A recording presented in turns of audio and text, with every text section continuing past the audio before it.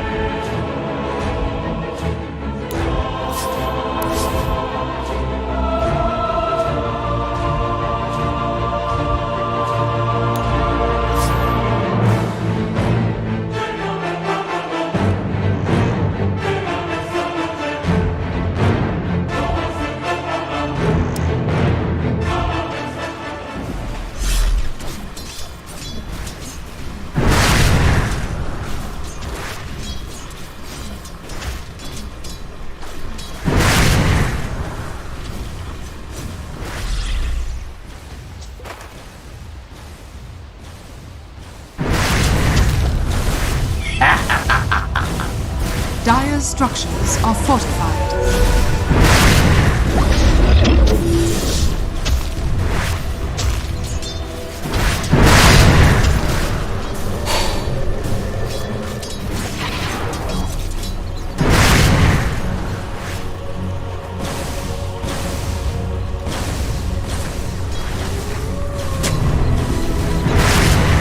Dire are scanning. Radiant's middle tower is under attack. The world loses an exquisite toxin. Salt in the wound.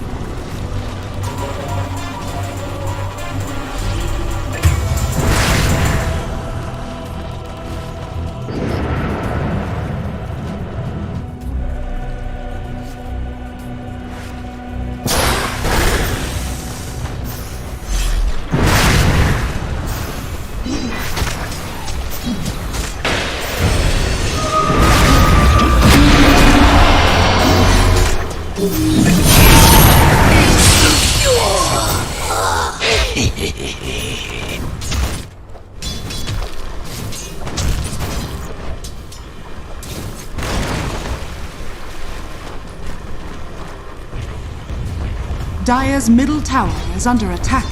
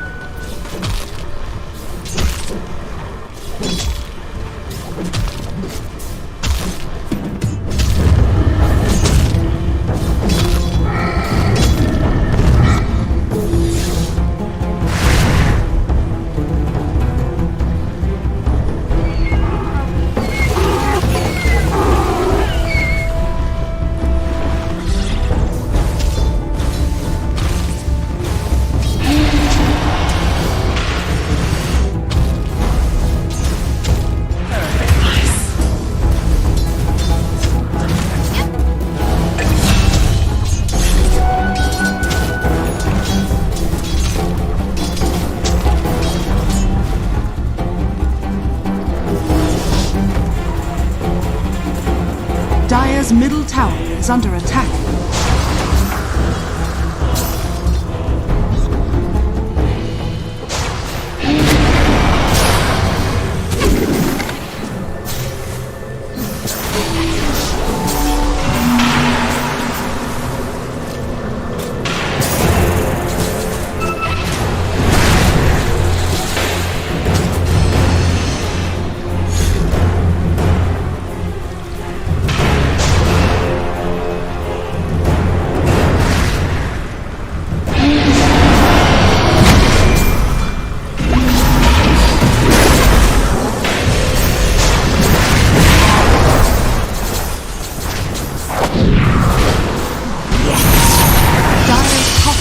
Is under attack. Rock. Set ahead.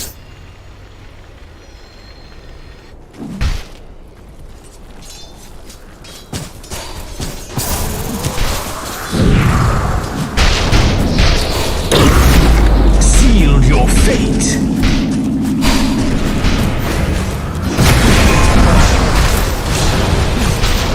We all owe a life. From the land behind the wall, I come.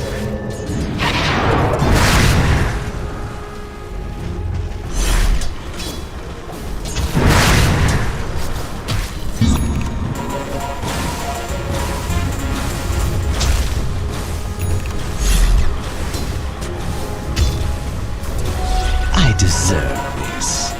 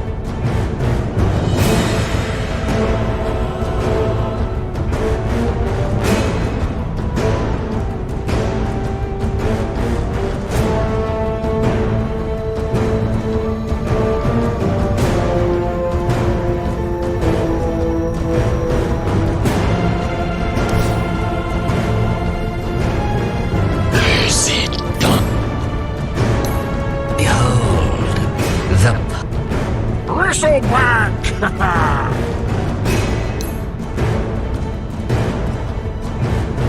I cut things. It's what I do. What else would I do?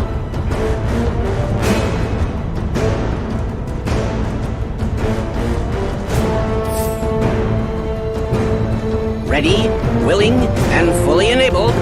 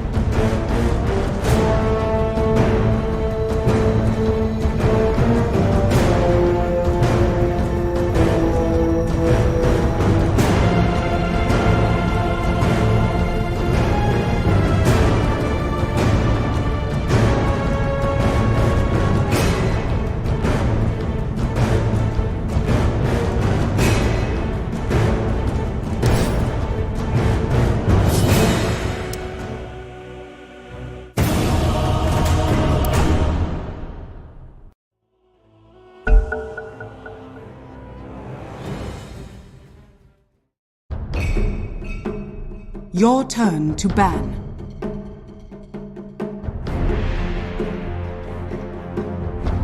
Five seconds remaining.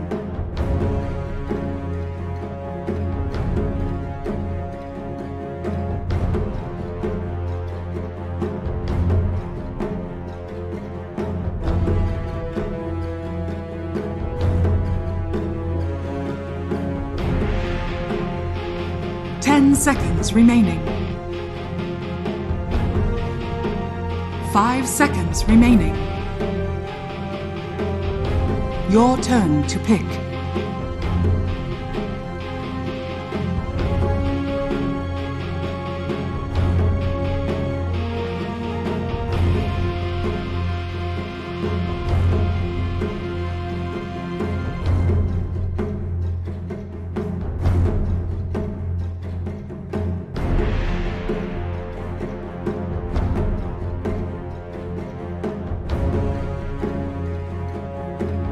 Your turn to pick.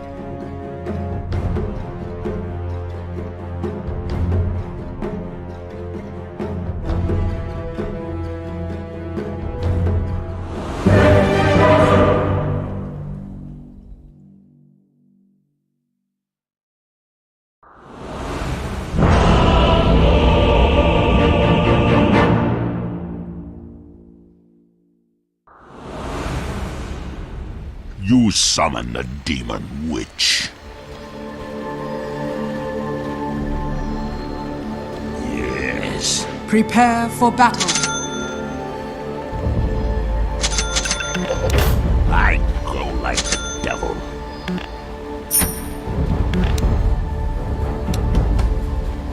Verily.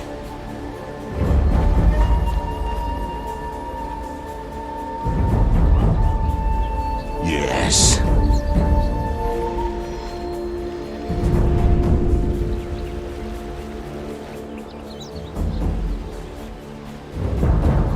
To hell and back.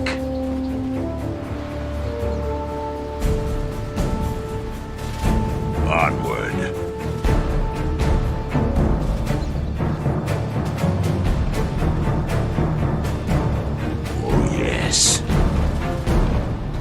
30 seconds to battle. Prowling.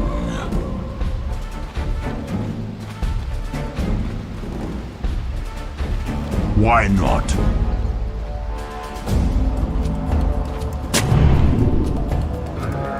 Oh, hell yes.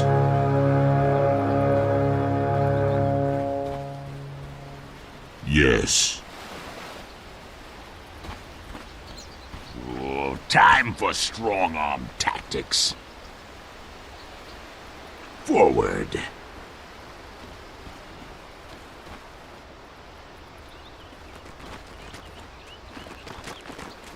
To hell and back.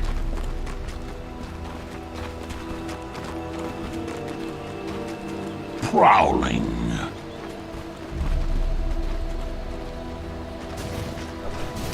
Yes.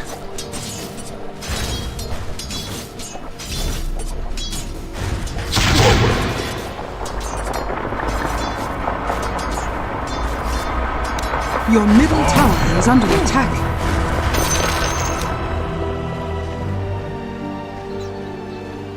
Yes.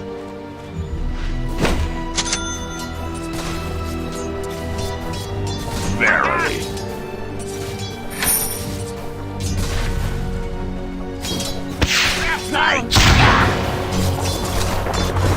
Denied. Where's the fight?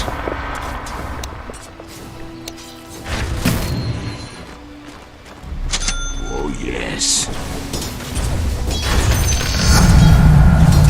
More power. Yes.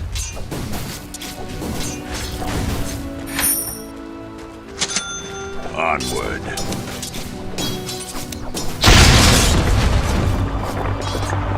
Why not?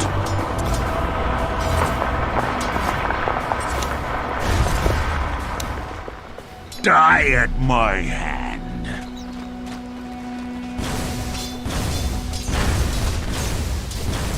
I'll put the squeeze on you.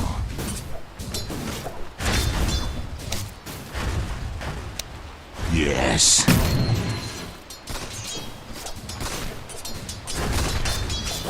Your middle tower is under attack. Spike!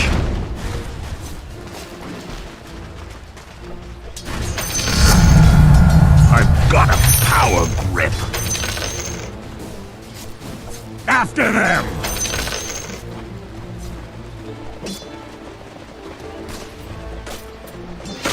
Verily.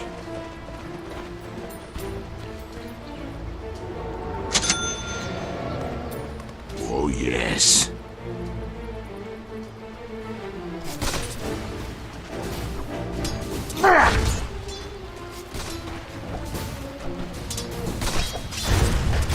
Forward.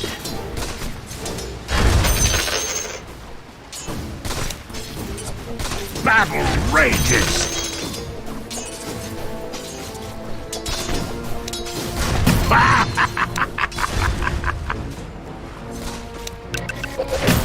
Onward.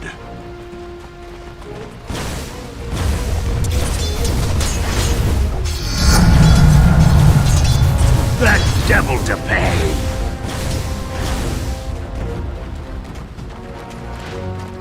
To hell and back.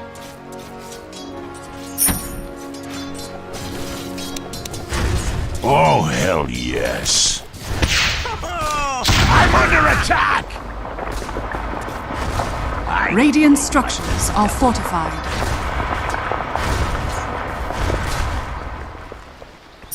Yes.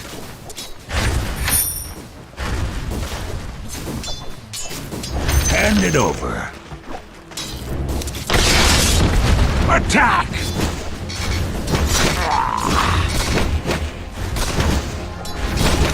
Healing yourself.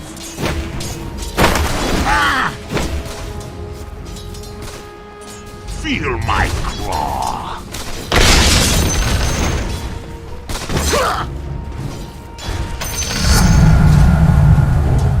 Such growling. I'll take your tribute.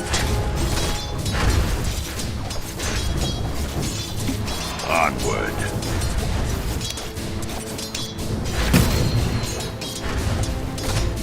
Where's the fight?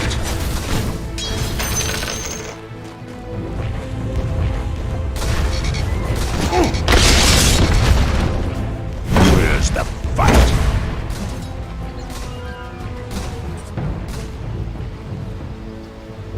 Oh, yes.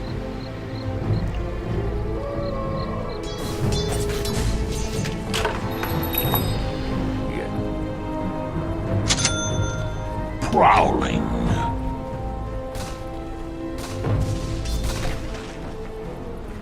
Oh, hell yes.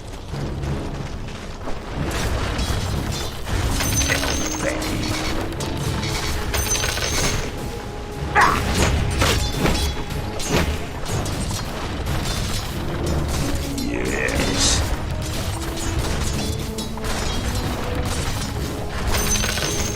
Yes.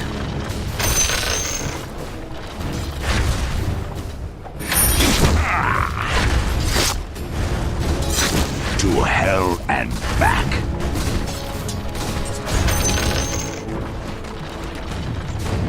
Forward.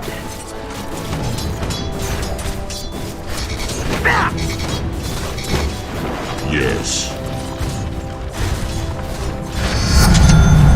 Lionize me. Why not?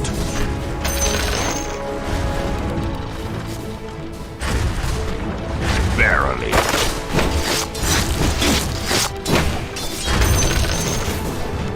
I go like the devil.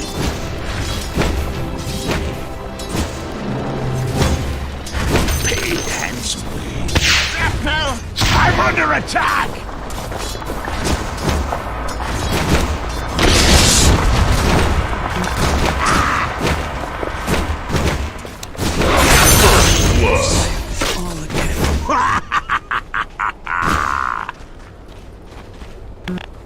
Yes.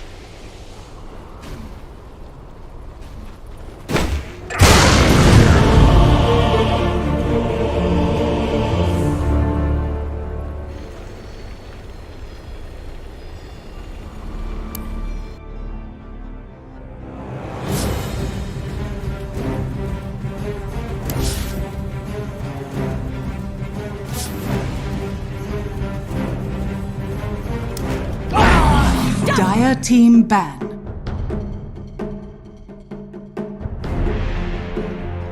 Dire team pick.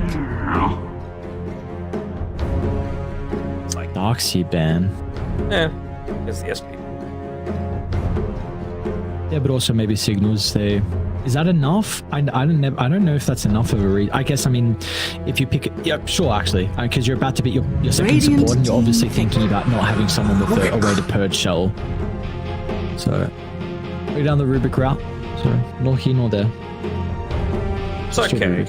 I could certainly see it being hero. Like, Yeah, same. the more I see that your 10 Willow suggestion, I seconds like, remaining. because again, it would have been into the Spirit Breaker as well, which feels 5 the seconds Rubik doesn't really remaining. solve the issue that I had before in terms of tower taking. There's nothing that you're going to be able to Radiant deal, at least team at pick. this point, that's going to assist into the Rubik as well. Colin, boys.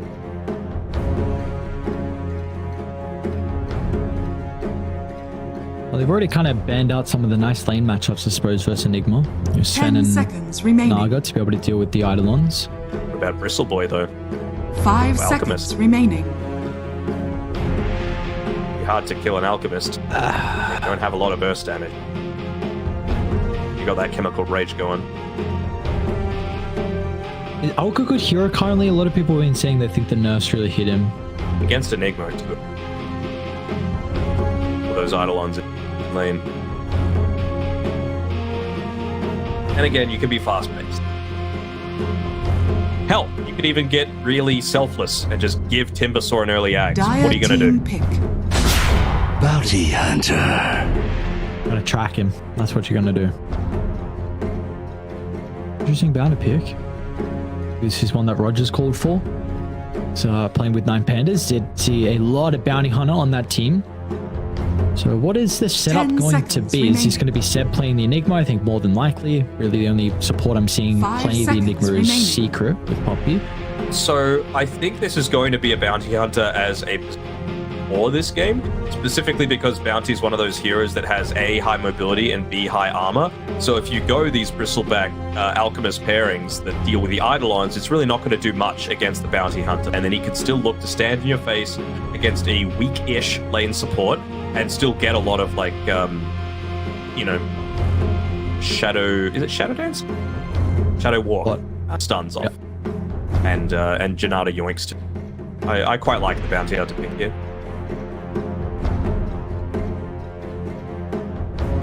Seems like there's a little bit of weaknesses, though with the early game damage with the Spirit Breaker bounty support duo. Radiant absolutely. team That's a back. huge weakness for them. Drow You know, Ranger. it's really putting a lot onto Thompson, and they don't go. I mean, it's a physical damage hero and multi-shot, able to deal with those eidolons, but yeah, you are not melee hero. You are not going to get your gold yoinked away. So I wonder, like, it is a Drow being picked into a Spirit Breaker, which, you know, 10 doesn't feel seconds amazing, remaining. but I feel like the lane is going to go just fine for you. 5 seconds Picked it in for remaining. Morphling. That's a big thing. We saw it banned out last game as well in the last phase, so you know, it is a little pleb staple, something that he's very comfortable, and I think he's even run it so far in the tour as well. We'll have a chance to respond to it. I think Ancient Tribe, they need a hero. They need a way to style fights. You have zero AA setup, Dire team back. so that cannot be a thing as this game goes on. Also, you just have to consider how much of this Drow is Radiant like a team specific back. old G counter as well. When's the last time you saw Thompson play Puck? No. When's the last time you saw Thompson Dire play team back. Ember Spirit or Storm Spirit? Like, these are the heroes that old G are banning because they need that setup. I would have loved a Puck for Ancient Tribe. You know, it provides everything that you were talking about. A space creator for the Drow, holds people into place for both the AA and the Timber Sword. Would have been amazing, but can you, like, Pango is the one that Thompson 10 plays. Can you think of seconds anything remaining. else in that mid lane that really plays as like that big early 5 damage seconds both remaining. and team fight controller and is able to stay on top of the Drow Ranger? Not really anymore. I used to play them. Just having fun with some of the heroes. Yeah, I don't know. I mean, they honestly both need it from either side, so we will look to see what is banned up. Well, okay, so because OG you're gonna have to pick first. You're gonna be. I think you still ban Ember. Radiant Is team Ember still a pick. must ban? They ban Wind Ranger, okay. What has Thompson even been playing? Sniper, Zeus, he's been playing a lot. Quap, he's been playing a lot, but I feel like 10 Zeus is just seconds way too remaining. passive. Quap could maybe work, but 5 then seconds Ancient Tribe have a remaining. response to it and they could like Lena and then just try and crush it in the lane. Dire team pick. Clinks. Okay. Okay. Something a little bit different. All right. I don't know. Honestly, I'm not gonna lie. I don't know. So I still think the same Look thing. at Mope's face. Look at 10 his face. seconds. I He's don't know like, what to play into "Oh." it. Thompson's This chuckling. big smiles coming through from him. 5 It's seconds like, yeah, they're gonna have to remaining. play off against my clicks. They might not even know I'm playing another hero. Who the hell? What else is he playing? Probably That's Thanks, the probably most Thanks. concerned face I've ever seen in my life. Roge concerned. Went in the way a little bit.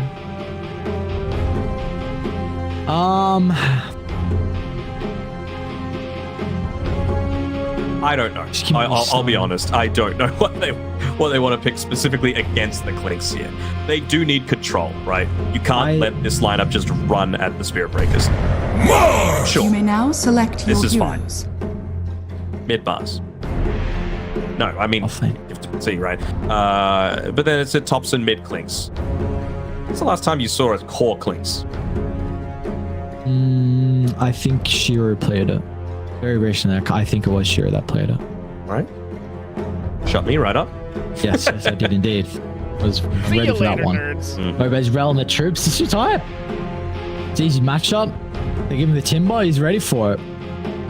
My suggestion was going to be DK. If I have enough time to say something before It's the pick. safe. So I think they needed a little It's a- AoE control, right? They have nothing outside of this map. And it should be, you're playing it into the Morphling though, so always able to get out of the arena. But like you said, it is something that is a must for them, having some AoE control and at least a way to set up for LeBron. So I'm really intrigued to see how this bin matchup goes though, with the Clinks and the Timber. That's the big thing for me. Like what is the build going to be for Thompson as well? What are you thinking of going? Because we see a lot of the 4 Clinks is like Solar Crest, and then you can almost rush Nullifier, and you can kind of go for a couple items here and there. But I really wonder what the position 2 Clinks build is going to be. Yeah, I wonder as well. I mean, I also wonder, like, yes, you've got a Drow to be able to help out a little bit with it, but I say Ancient Tribe want to end the game early, but are you going to be able to? As a little player, he played a great game in game number 1. He was the co-MVP at the end of everything. And, well, even just things like being able to give a Timber Sword much of that agi bonus, right, off of the marksmanship can feel pretty nice.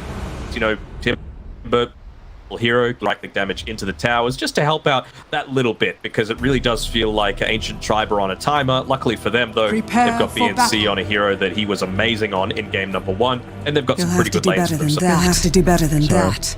Let us see what position we are in heading in through the second game of this series. I am also trying to check Shiro's who build. did indeed.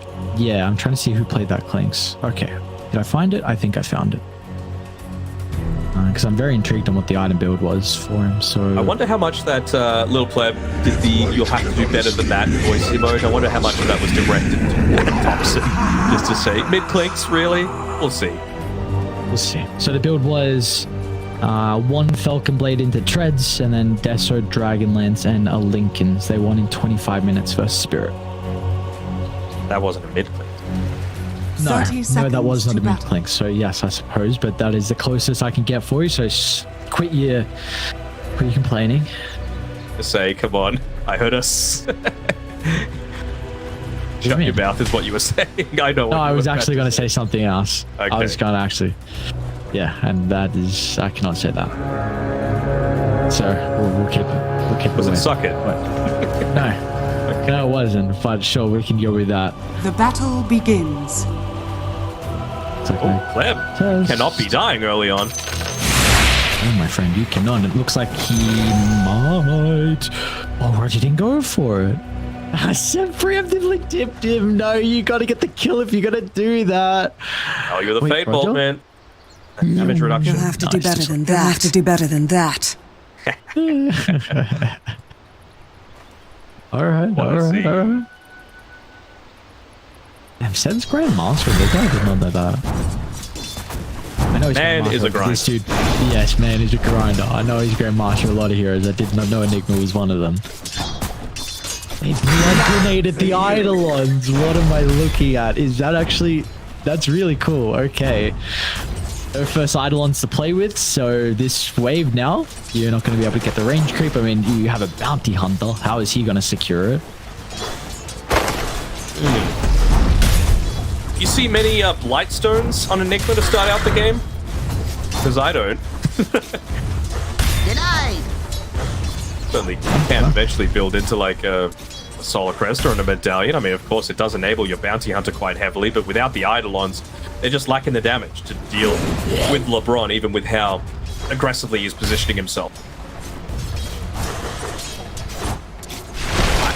Had a lot of action. Oh, well, we'll look back and actually see how it's breaking out. We might have a potential kill on LeBron. I'm doing a really good job with his positioning, and yeah, Roger's going to run underneath the sentry range, so at least he has now a good idea of where those sentries are positioned.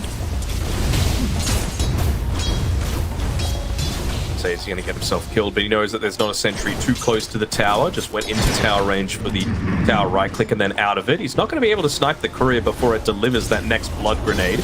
So Seb is like, my poor Eidolons, my boys, what they do to you? You can see how hesitant he is to being able to go for one of these right clicks. The Shadow Walk is just about to wear off, but not sure how effective this is going to be. They don't have Eidolons to play with. Roger. Oh, they might get Seb as well.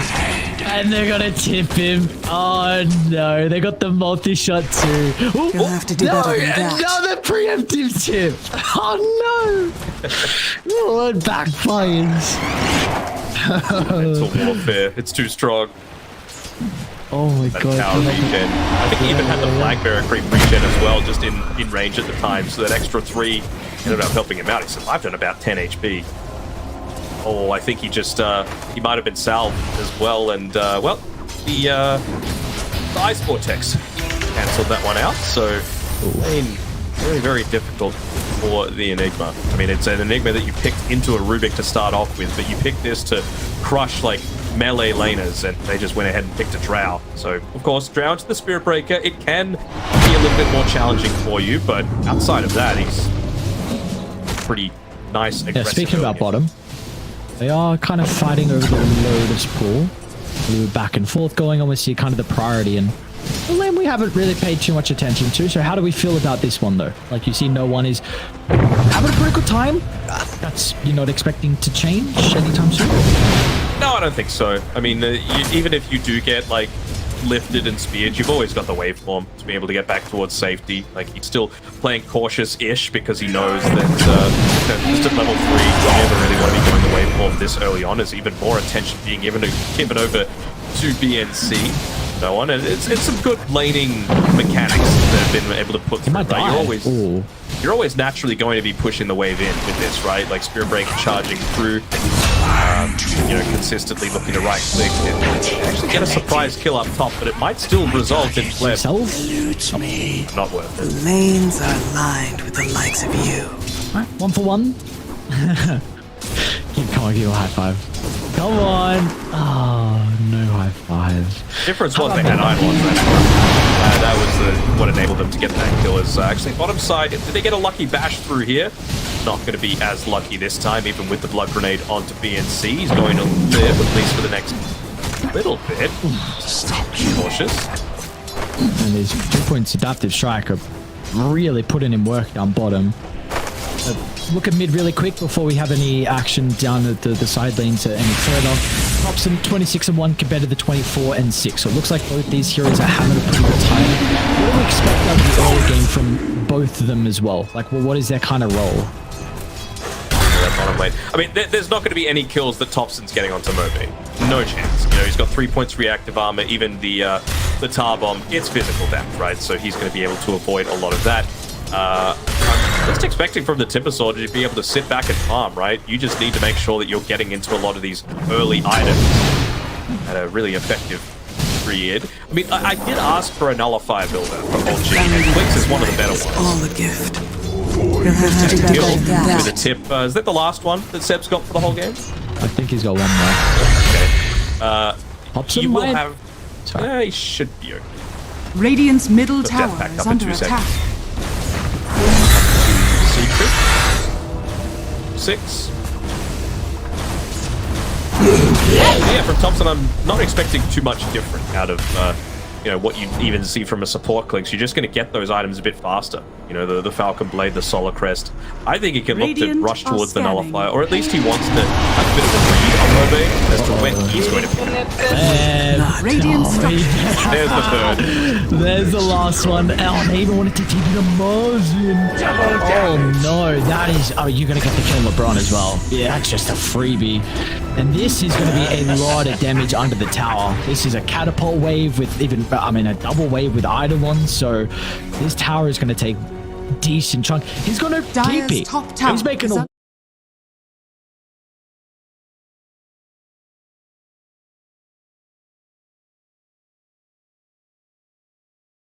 number here potentially on the bottom side, but they made so many support rotations that are actually, once again, Kitrak, he's playing a great game. Like, he's coming back towards this bottom side, he's keeping the harassment up onto the Mars. I mean, if no one's able to get this kill, he might even stick around. Oh, can he get the deny?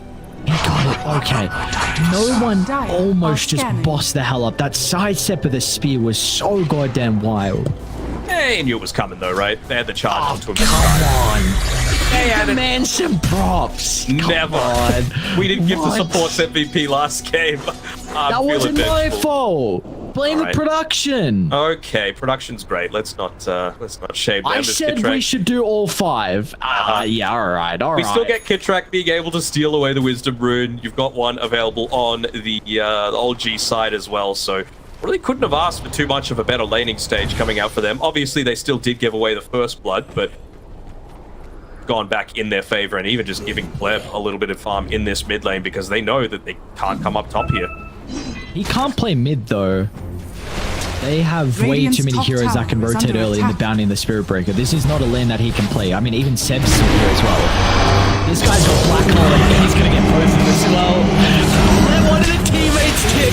He'll wave inside the ultimate and Kitrak. Oh, it won't be an aggressive tip. He's a positive But it'll be guy. one to praise Seb, and what a rotation, what a Black Hole it is from the offlaner. Guide my arrows. Kitrak is a very, very positive guy, much like myself. Bro, his name is his real name backwards, alright? We got something. Real name backwards, but, you know, the backwards tech. And Seb's not done. Who cares about laning top? That's just some kills across the map and some boys to play with. I'ma help some brothers out early on, and this is another kill that Seb will be involved in. Mega killing streak for Seb. This man, this is a statement game. You know, his last game, Coddle, that was alright. Wasn't up to Seb's standard though. Wasn't up to his par. This game, he comes in and he gets tipped to start from Lil Pleb. He's like, who the hell is this guy? I'm a 2-time TI winner. Keep your mouth shut. Let me start to rotate on the map. Go 5-0. Have a 3k lead, and now look at them. They're all in the jungle. They're cowering from it. We'll understand. Maybe not the tip though, yeah. you gotta be on that one. I mean, it does turn around a little bit, right, when LeBron is able to hit up onto level 6. Even just the Drow getting level 6, you know, for a little bit of that extra damage coming out, it means that, you know, just the 1-point Gust gives a lot of value against this sort of lineup. Stop the SD charge. Roger, but he is making a ton of space. What is right? 4 heroes. Out. Can he get the ooh? Go! Alright. Solar Crest completed now. Option. And that's the thing, right? You got the Drow still has the Spirit Breaker, and I guess you could say the Bounty Hunter. Right? You're going to have that marksmanship disabled in a lot of this. It really, again, just falls down to BFC, and look at how much more attention they're giving him this time around. They're saying, Mars, not the greatest farmer, and we are not going to let you get into that early Blink Dagger time. We're not even going to let you get phased. No soul ring either. Fortified. Have about as much farm as our Bounty Hunter does. Free trap. Yeah. And I mean, Mars's game is it's pretty much over. You're a relatively decent laner, but you do not recover. It's just as simple as that. So if you're wanting this hero to be able to scale, you have to just miraculously somehow get kills in arena and get the rewards from the enemy team. But your potential of being like some crazy late game threat, it's not there. You will just be a blink initiator now, which is what they need. Like, don't get me wrong, that is what they need. It's a big reason why they picked it. Also because he had an incredible game 1.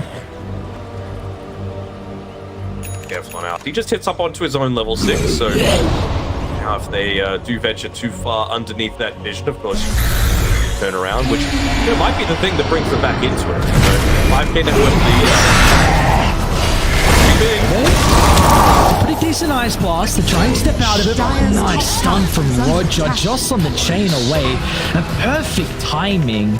And now even no one's coming through from the rift as well. They know how truly strong they are, and they see 3 kills, which equals 3 gold and a lot of it as well. With the track from Roger, that's going to be double track kill tower to their name. 6,000 net worth lead.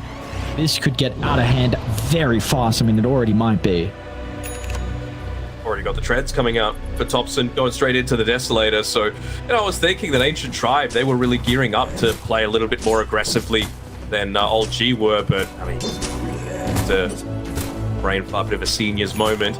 Getting just how aggressive old G liked to go. You know, they did it in game number 1, didn't work out for them, but they're hard to experience to completely go back to something that's a different strategy from what's given them so much success in the past. Oh, traps, nice.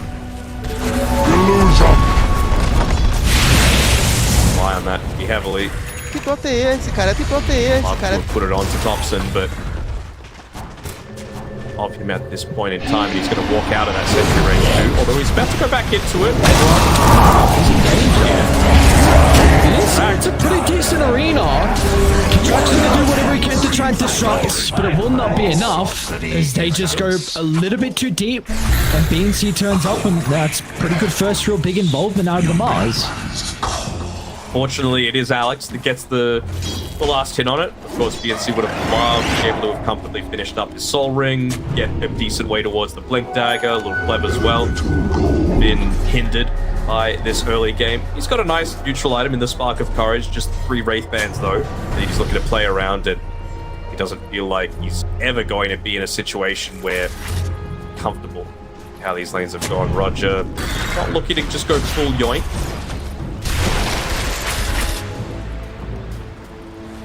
Matthew though. Rear sniping Hoy. Oh. What a shot! Alright. Pops to no one. Just watching the bounty hunter up to his bounty hunter shenanigans, and meanwhile we see just BNC go down to a couple cores, and they're going to also aggressively take over some of the farm as well. So not only are they getting kills and taking towers, but you're also just further minimizing the camps that Ancient Tribe can farm to potentially get their way back in this game. They are, and I mean, look Dyer's at even middle this tower observer ward is that they under placed attack. up to the right of Little Pleb. Like, the trees have just grown back on this top side of the map, but he was literally farming the neutral camp there on the top side because he just can't show it like Oh, damn it. That was so much damage. ruin on someone. Should be able to at least. So they'll also get a D ward. Oh, they're going to give it to Pleb. Dyer's middle tower is under fair attack. enough. Fair enough. And I'm instead going for this helm of the Dyer's middle Overlord build. tower has We fallen. are going to see a very fast-paced OG, and they can look at Roche, I think, by when he completes it. So Lead City will be what playing on is- the top side. You've already moved in this top Dyer's tower. top tower is under attack. That, and I mean, Kid Shrek again, Dyer's he's playing another structures are very, very good early game spirit. No deaths at this point, and he's just looking to consistently charge people and make space for his cores while they're in there. I say they're greedier stage, but Thompson and Seb have not been playing greedy. They have been playing aggressive. Good positioning. To smoke, unfortunately, they got a sentry nearby. Done his job. Seb just got out of range. It's still an awkward position from the Enigma mode, but even Mobe chains aggressively Dyer's into top the tower middle. is under He's attack. going to be able to sidestep the Ice Blast, but it puts him one spot closer to Lil Pleb's arrows. So a 2-for-1 in the end. And I don't know how many track you'll... 2. Got 2. It just wore off. Like, the spell still ran off towards the very end there, so he wasn't able to get more than that.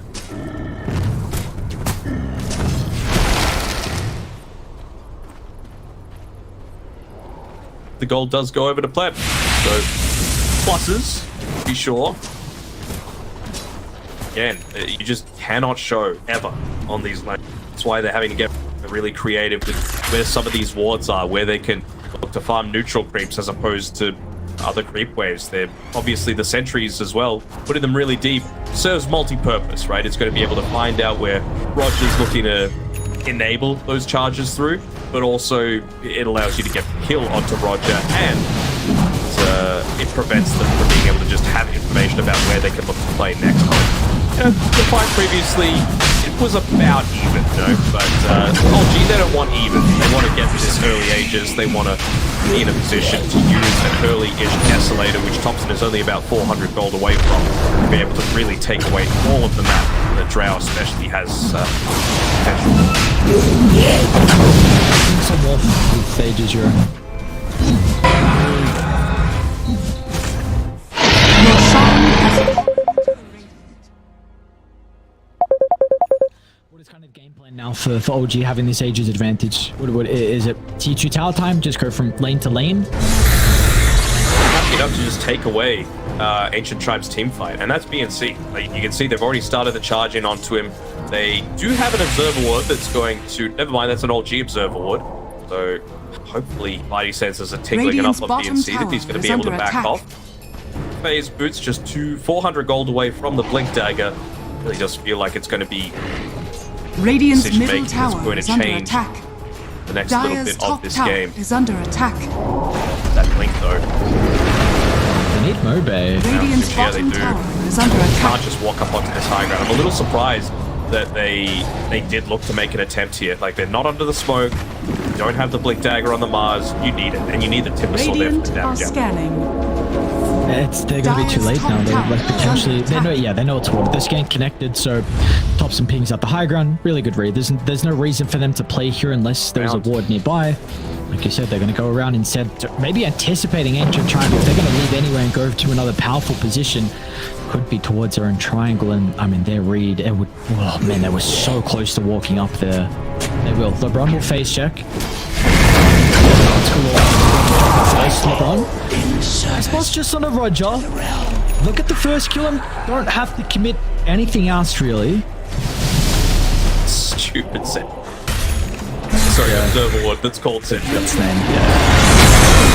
They've run into Mobe though. And there's just no escape. Not with the Spirit Brick. He's going to be able to buy some time for the team. And then, whoa, no way. What a... No. Oh my god, no one. Beautifully done. Walks right next to the cliff. He has caught enough time for the boys, and that's a hell of a big ball from B and C. Nice plus. So there is no follow-up, and without any drown, you might have pumped in the damage. But gee, they will be able to play accordingly, just safely move position, reevaluate how they can go about it, and they see a freebie in LeBron Dota. So close. So close to being able to get that damage. I mean, you see the effect of the blink dagger though, right? It gives them team fight. It gives them space for, the AA to potentially look to play around. Good ice vortex being laid out there, but you need the ice blast, like you were saying. And Drought being able to turn up with a multi-shot might have been the difference maker. She's level 12 now. She's got the Hurricane Pike as well to be able to play around with, just to stay away from this Clinks and the Eidolons, but it's going to need to be around that next arena that you're really looking to fight. Means there's a little 35-second window then for OG. They're even smoking us too. It's going to be Thompson and Kit Track in combination together to sweep across the map. They should know though that Dire's cliff middle ward. tower is under attack. Yeah, they're pinging out. They see the skeleton. Well,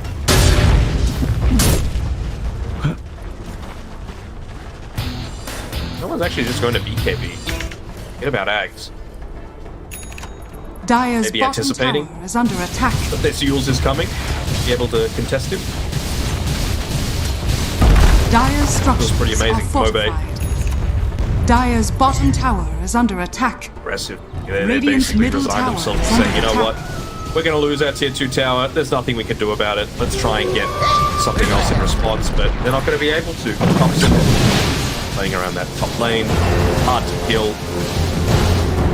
KP as well. Dire are scanning. Basically, just don't take Timber Sword damage as the MO for all G right now. Radiant's middle tower is under attack. Reactions. Dire's bottom tower Take it. is under attack. They will definitely take it. Radiant's That's good for them. No turret one's has going to be been able to scurry away with them from the ages. Oh, come on. You Radiant's could have had a middle better tower timing is on the under tip. I'm attack. actually disappointed with that one. I've liked all the tips so far, but you had one left, I think, and you use it like that. There's a long game ahead of us. There's a long road potentially. You're also down 9,000 gold. Dire's Same when middle you're tower at is the under base. attack.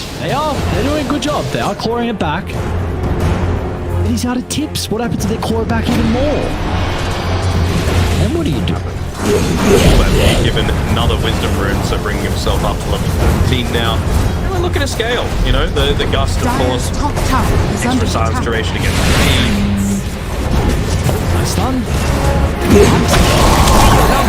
Set up from Alex, the first one in. It's going to be no escape. They are continuing to claw it back. They've got some really good wards across the map. They see Seb back at the triangle farming. They're using the Kit Track. The ward, but also because the creeps were there naturally as well. So they are doing a good job to stem the bleeding, and that is truly the important thing. They're starting to get control back of their own areas of the map to help them recover some of the gold. It's actually finished. All right, pretty decent timing for Alex. And he had the track stolen once again. It's just worn off. And, Seppi was just letting the Wisdom Runes mature a little bit. He wanted to make sure that he could get just 15 ready on this next month.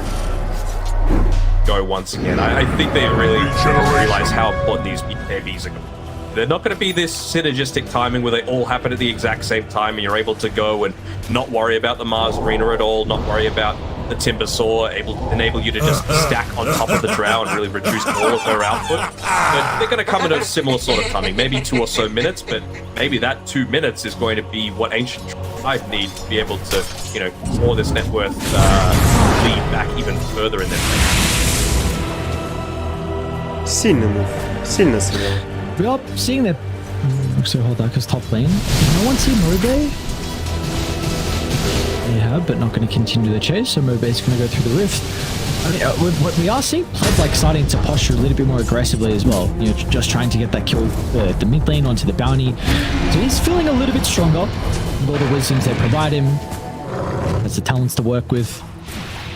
Yeah, it is a level 18, 15 talent is going to be pretty huge, right? Like, again, it's still a case where you find a lot of difficulty showing on lane. So having 8 extra seconds off the multi-shot duration almost doubles its uptime. Kind of crazy. You know, there was a lot of talk about this hero with the Ag Shard going to the Scepter. Just 40 more. Hold that, because BNC with the bounty scouting him out, so they should be able to get the kill. He does blink before the charge. Very nice spear as well. That's probably going to be enough to keep him alive. They do see Mobe as well. Seb's already used Blink, so if he goes for the straight TP, he might be able to make it. Radiant's middle tower is under attack. A lot of people were speaking about kind of the shard going to the Scepter as a big nerf, just because of 1,400 gold compared to 4,200 gold is a drastic change in how expensive it costs, and it can delay other items. Can we see it this game though? Because you are against the Morphling, there is a lot of value. I mean, Seb, of course, some of the auras as well. Radiant's middle is this tower something is that he under could be attack. considering, and if so, when could we see it? I think there's a potential for it to be the next item, right? Like, you got a bunch of race bands, you're going to be able to pick up a lot more of this farm for yourself, just off the back of having the Lincoln Spear to be able to play around with, so at least you know that there's not going to be some Spirit Breaker charge coming in. It really just is going to be on Little Pleb standing where Interact is at all times, and it has to be a little bit careful as well. High ground, is he going to be able to get back to the base is the question. Oh, nice strike. Look at Option's damage. Oh my god, they might get the kill onto Roger. Little Pleb super over positioned. Not gonna matter though, no one does have to commit pretty heavily with the BKB. Wait. High ground. So, I mean, Mobe dying, not the greatest, but you do get an Aghanim shard for yourself. It's onto the AA, so a little bit of extra control as well. Never hurts. Cold Feet maxed out, of course. Be able to combine together with that. And we're even starting to see the supports go a little bit more defensive tools. I still really feel like he's got the Scythe of Vice Speed up here on Thompson. Would still love the Nullifier, you know? Cancels out the Hurricane Pipe from Lil Pleb. It's going to cancel out the Yule Scepter, cancels out the Ghost Scepter, and if Timbersaw does eventually decide to go for this Aghanims, it's going to be effective against that too. That solo kill. Wait a second. One's going to be nearby. The Lincolns get the charge in from Kitrak. Thompson's a little bit hesitant with that Ice Blast connecting. So, what is it? Double BKB expended? Well, here in Arena, Roger. So, would it just get out? Very nicely done. So, I guess when we spoke about Radiant using some of their own stuff, but now Arena on cooldown as well. And you do have Roche up in 20 seconds by the looks of it. It will spawn up top being nighttime. It's a neutral item. Top of the Rofo. Drow wasn't quite so lucky. More on survivability. Not favorite tier 2 neutral item in the Gossamer Cape coming through, but no insane value coming through from that this time around for Kitrak. He really just is trying to be as tanky as possible. Of course, movement speed for a Spirit Breaker is king. Just importantly, Dire aren't going to have a gem compared to what Radiant do, so is this something that needs to be considered from the supports? How much do you value this blink on LeBron? I mean, you have to wonder what he's thinking with it, right? Like, is it one of those things where he just wants to be able to blink and legit, like, point blank ice blast someone so that there's no way out of it. You also get that little bit of stun coming from the cold feet, and you know, maybe that's enough to be able to take out no one, because it's still going to be quite a little while, potentially, until he goes into the Aghanim Shard for himself.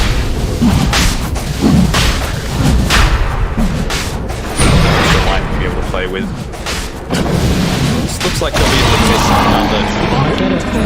Oh, very close. Dire's top tower is under attack. Be able to get another tier 1 tower almost. Waiting for someone to show on the lane. It's just Roger here for now. Going to place down any sort of sentries. Radiant's bottom tower has fallen. Get the tower.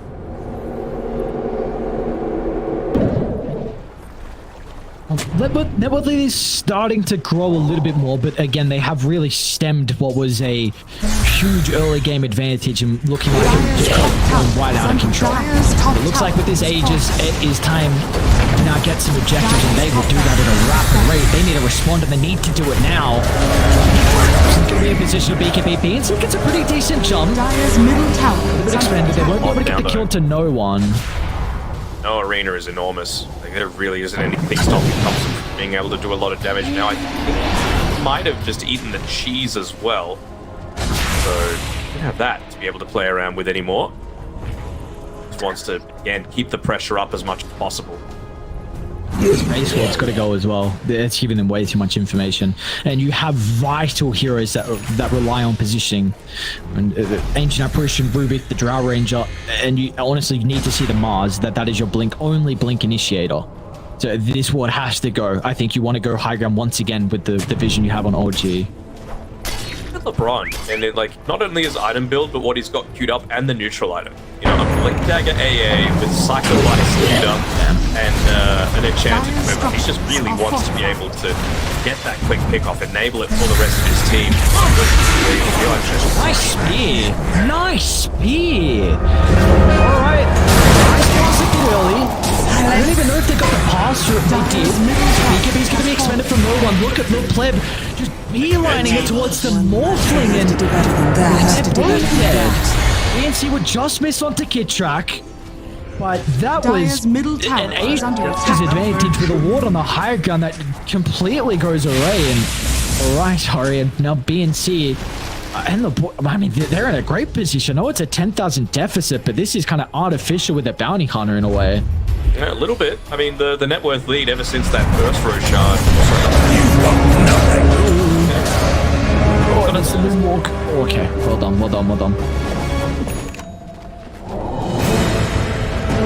I just reward.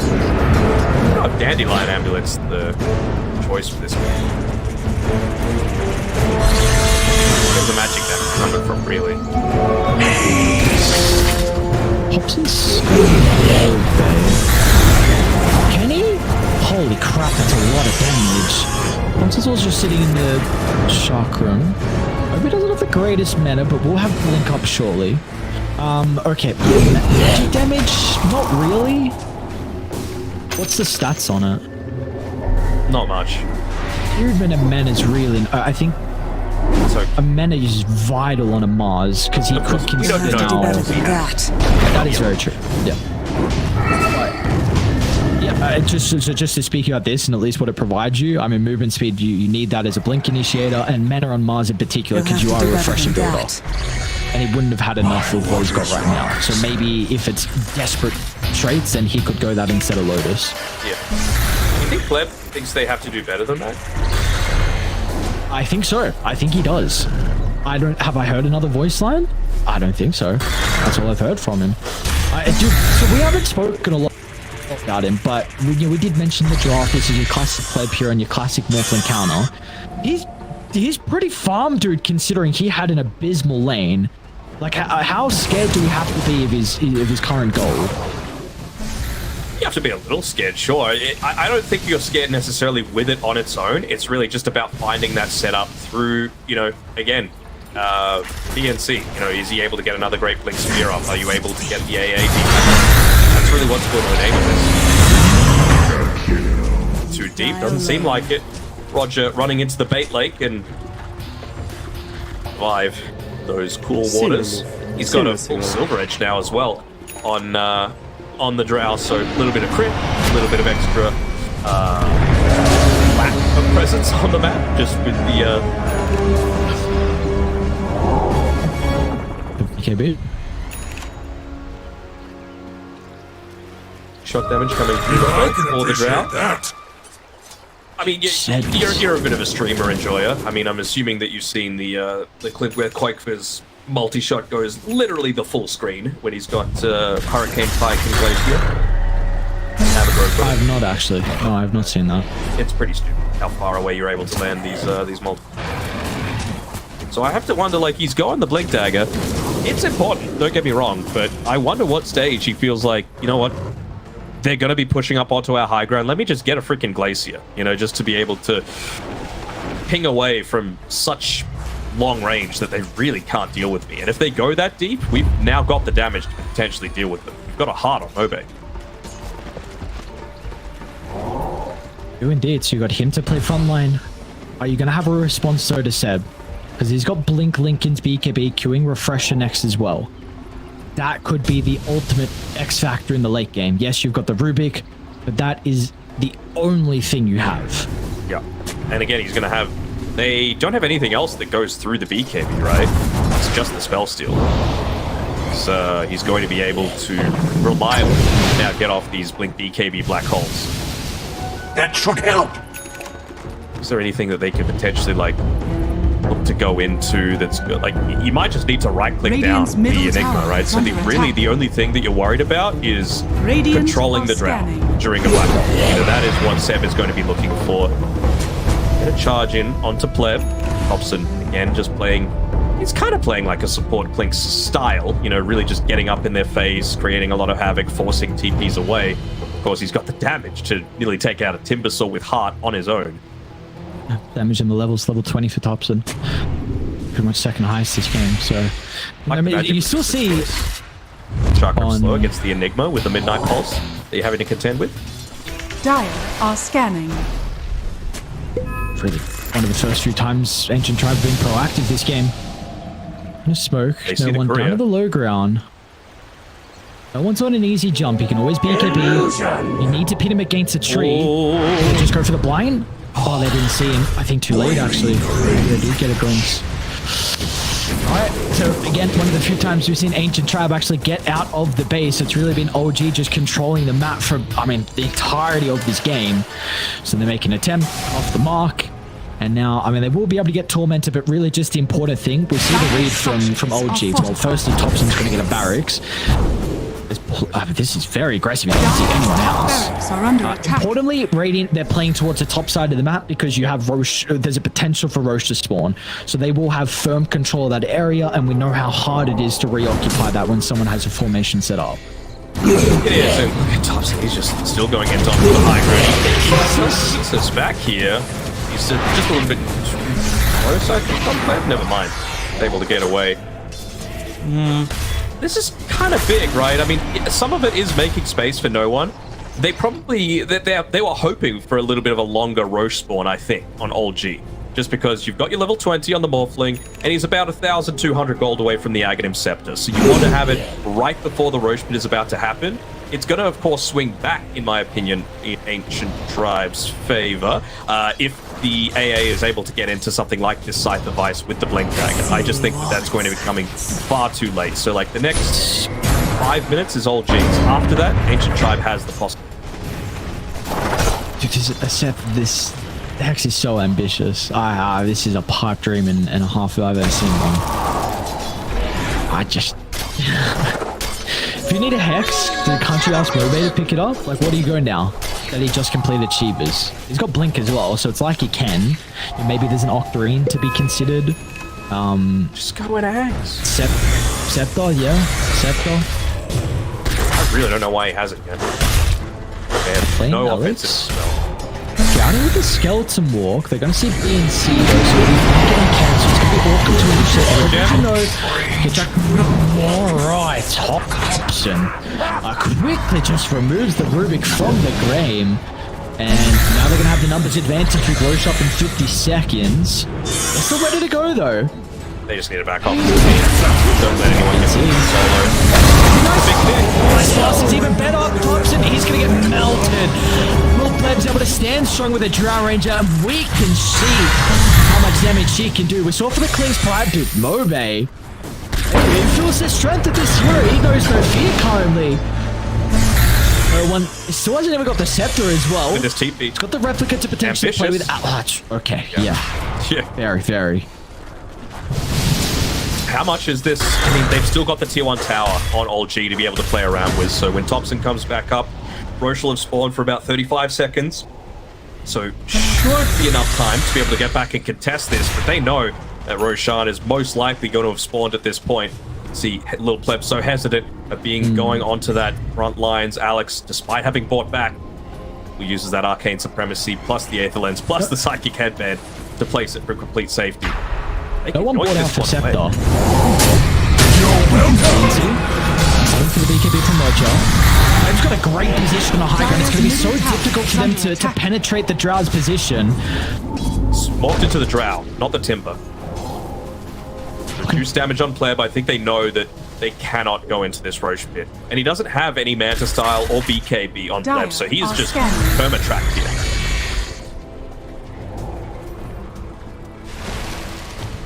Give that all-important time Thompson to get back up here with the rest of the boys. Roger's the one that was tracked as well. Stolen by Alex. Dire's bottom tower is under attack. I think it was... Smoked under the ward.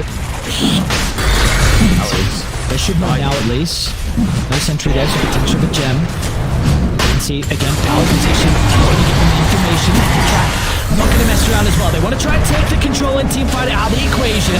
So PNC will at least be able to land the arena. Go down though, so standing strong, trying to control it. People know what they're going to close the flip. Semi just auto visioning over to the Drow. Stolen black hole, but it's too late.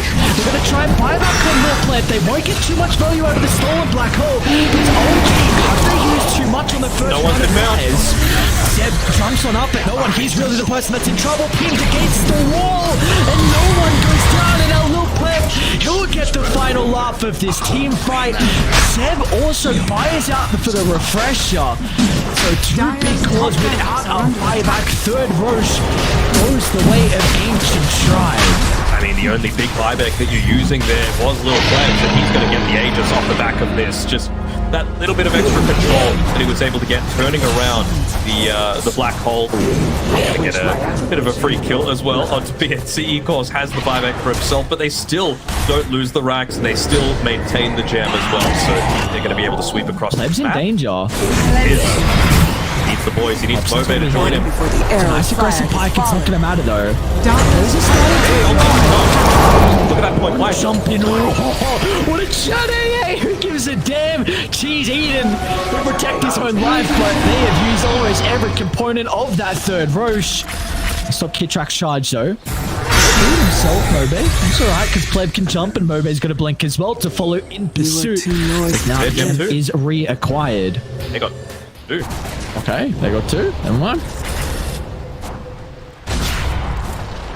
That's what I was expecting out of this AA blast, right? It really takes all of the questions out of the equation. You're always going to be able to land the Ice Blast, and LeBron, he has been the one to just turn a lot of these fights. You know, if no one is dead, I really don't think you're at all concerned on Ancient Tribe. You know, it is an amazing Morphling game this time around, but just because of this AA pick, if you're going to first pick a Morphling, you have to expect that some of these counters are going to come, and LeBron has been playing it pretty well. A little hesitant of Pleb going into anything that's going to be able to remove that track for himself, but he does have a ninja gear as well to be able to play around with, in addition to his Blink Dagger and the Silver Edge, so be mindful of that. He's also holding onto this Refresher Shard. You have to wonder if you want to give that one over to BNC, sure. I'd be very surprised if he keeps holding it. Let's go. Did he use it straight away? I am now convinced he's never used it. I am now convinced he's never used it. If you use something, a new ability straight away, yeah, you're not comfortable with it. I mean, it just gives you an extra 200 range, right? And you have to remember that multi-shot is a range multiplier, 0.75. So, you know, it's is just going to be so much more value than what you're actually getting. I wouldn't be surprised if this is a lot of people's first time seeing the Glacier, but I can't wait to see it come out in a lot of these fights. Really takes away Thompson's potential to solo you, unless he gets off that Scythe of Ice. But again, like he's got a Lincoln Sphere as well to play with on Lil Pleb. So also holding onto the gem too, which I really don't hate. Maybe anticipating that a Thorn's going to be coming through next. KB being picked up. The smoke on smoke as well.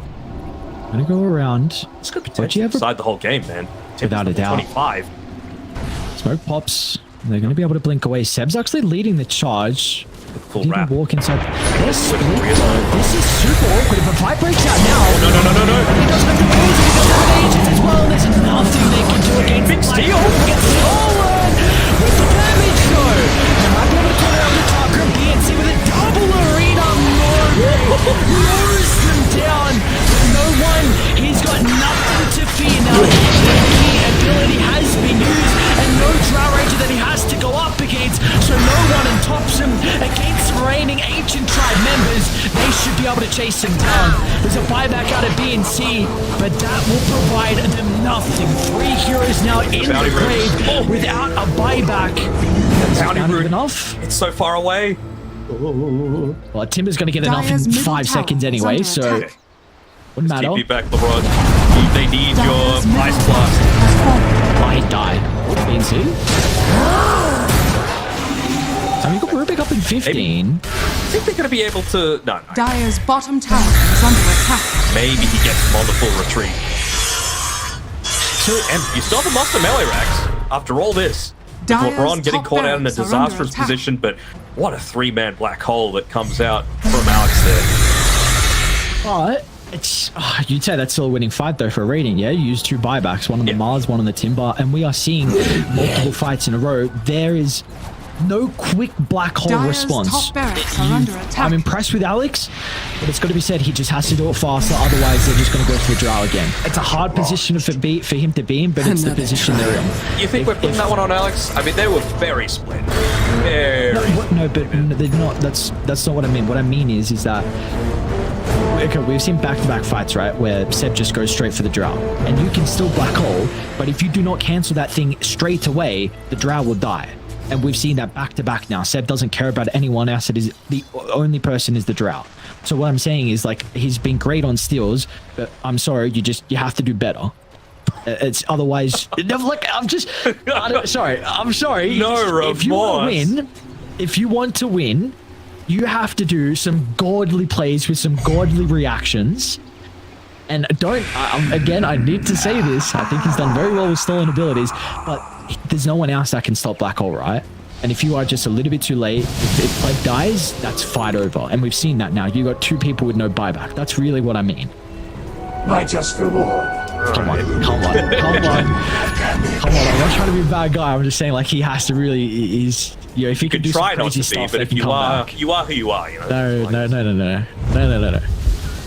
on now, come on. I will. Are they using this gem to bait? They've got the gem on the deck next to the Morphling Mantis. Dire's courier has been killed. Inside of a base with a Glacier is where you want to be on Ancient Tribe, as long as you're not getting corralled around the stairs. Are scanning. Oh my god, this guy knows the fee, holy. Pop's getting shoved out as well with a catapult and some Eidolons, so they'll kind of need to reposition. Dire's are under attack. Why? They were going for that AA Ice Blast into Drow's damage. Getting to that point, Mobe has to be a little bit careful. Is he showing top? Okay.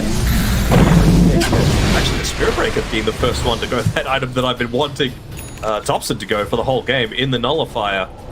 You know, it's going to be pretty decent timing and be able to respond to Mobe's agony.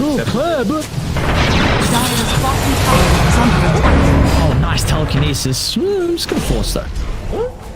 Track though. You'll have to do better than that.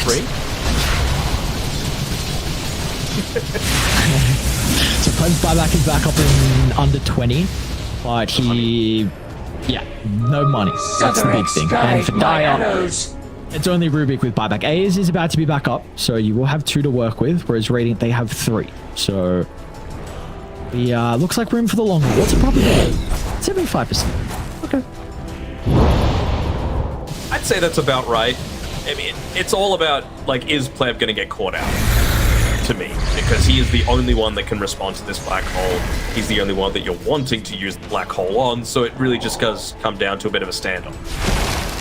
Burning army on... He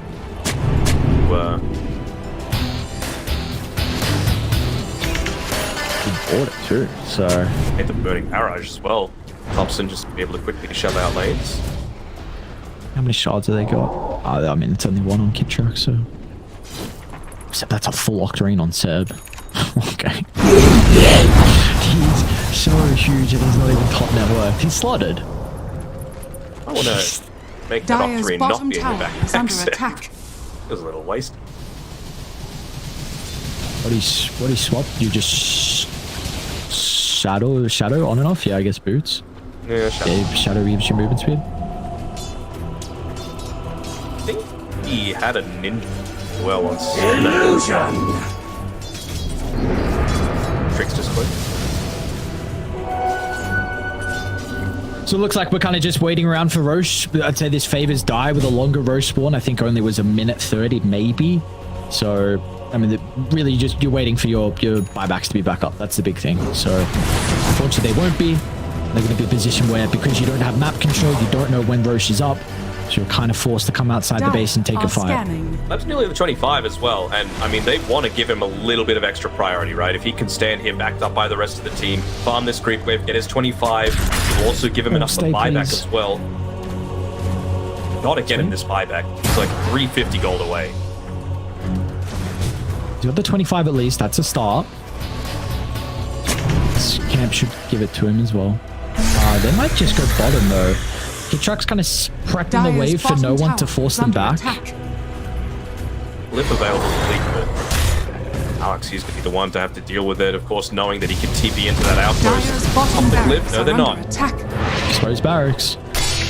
Them using all the TPs back as well. Roshan is not going to be contested. Oh, but he gets... Yeah, wow, they're going to kill him as a response to that, though, so...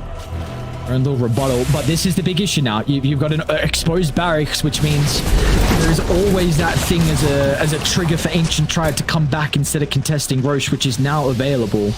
It's going to go bottom pretty shortly, though. 20 seconds. He's already kind of setting up for it. He wants to be able to pick off anyone that might be trying to set up vision to be able to contest it. Someone that might be going out to the quote-unquote safe side of the map. That quick pick off with now the side device that he's got picked up with the Mindbreaker as well. Drought has the BKB to be able to contest with that. Not going to be able to stop too much else though.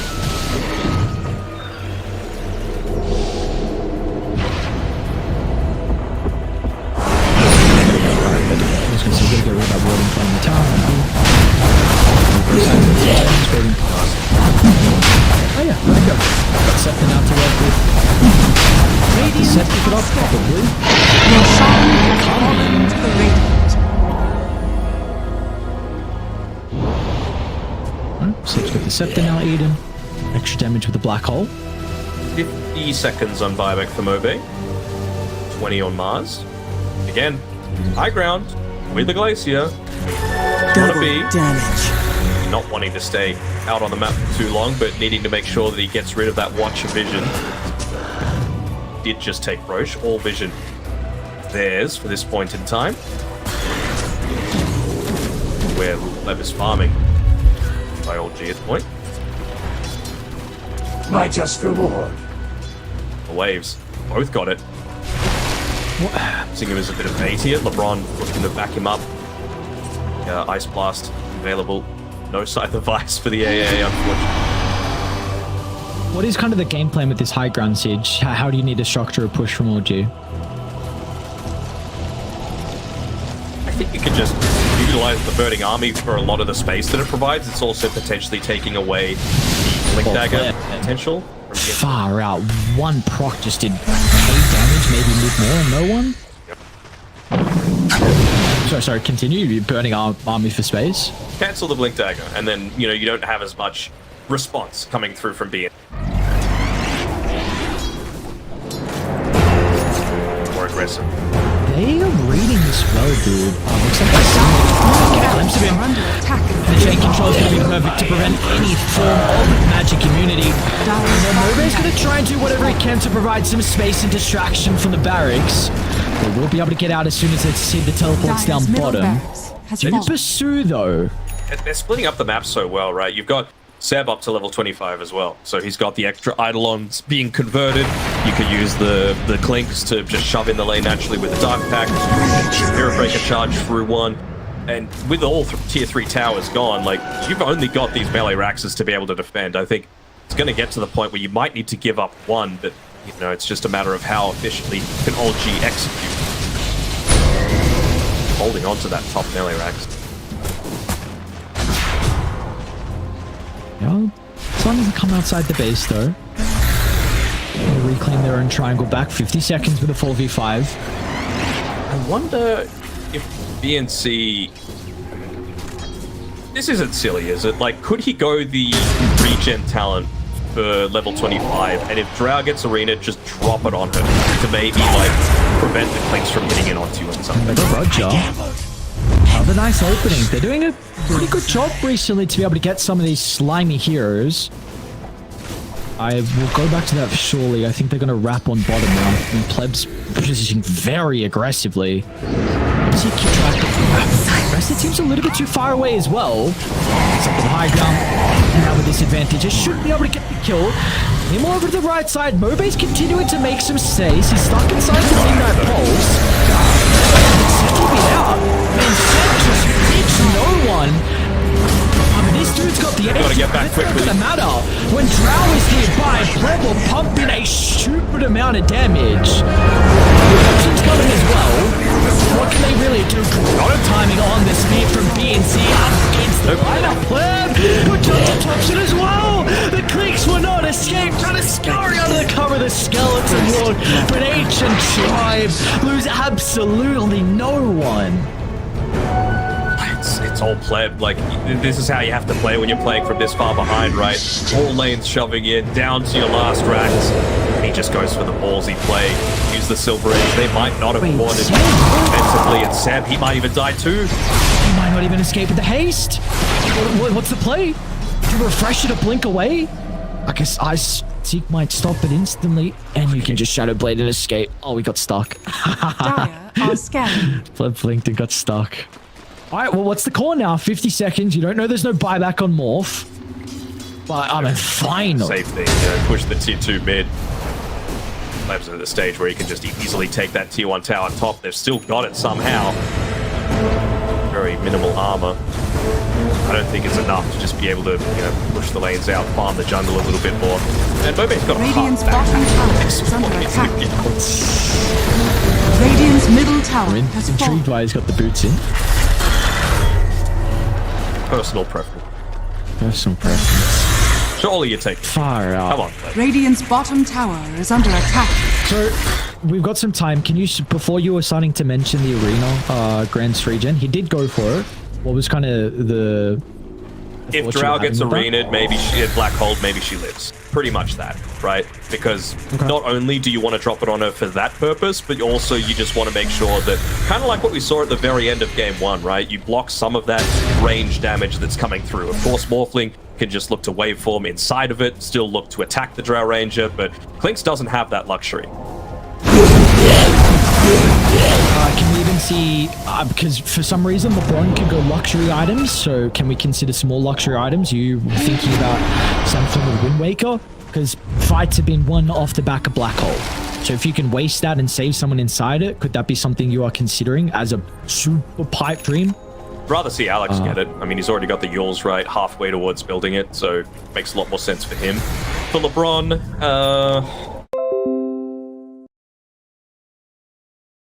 able to get the Stole that wisdom rune. And he's going to go out live to tail, and they're coming in. They've got a super good ward to play with as well. They will still run into Roger, but it's just making space. It's a distraction game, that's all it is now for the bounty. It's starting to the Mars, that's the important hero. Vital to their top side. Thompson's just waking up though. Meanwhile, no one tries to deal with the ancient apparition. He's got a buyback. All eyes on Seb. Ever so patient Enigma, waiting in the wings, hoping for the perfect black hole. But he needs to go shortly. His ancient tribe starting to retreat back to their side of the map. And on Mobe, they've got on Seb. They're going to now force his own hand. Seb, if you're not going to jump, they're going to make you do so. He'll try and blink away, but Thompson is into the middle. Trying to target down Pleb, but Pleb will turn. Nothing to fear, as there is no black hole for Ancient Tribe to worry about. It's a big creep wave in your mid lane, though. Someone's going to need to go back and deal with this. And looks like once again, Ancient Tribe will be able to retreat as a team. No man left behind. Except maybe Pleb. He's still hungry for kills. He's got that Shadow Blade, sorry, Silver Edge coming up in a couple of seconds. Oh, They see Pleb. Sep. Just blind black hole? No, he didn't go for it. They didn't That's have a the risky detection. play. That's high value, high risk, but it wasn't often now no one. And Pleb's got the reinforcements. Almost meant to dodge the silence. Man, that was close. He still gets away though. Far out, this game is on a nice edge, and man, it means so much for these teams. It does. That mid lane is still pushing in even more. Finally, the TP started to come back from Pleb, realizing that, you know what, we've been able to claw back another few free kills. You did use the buyback onto the Ancient Apparition, so again, not going to be able to make Wait, those. they got no one.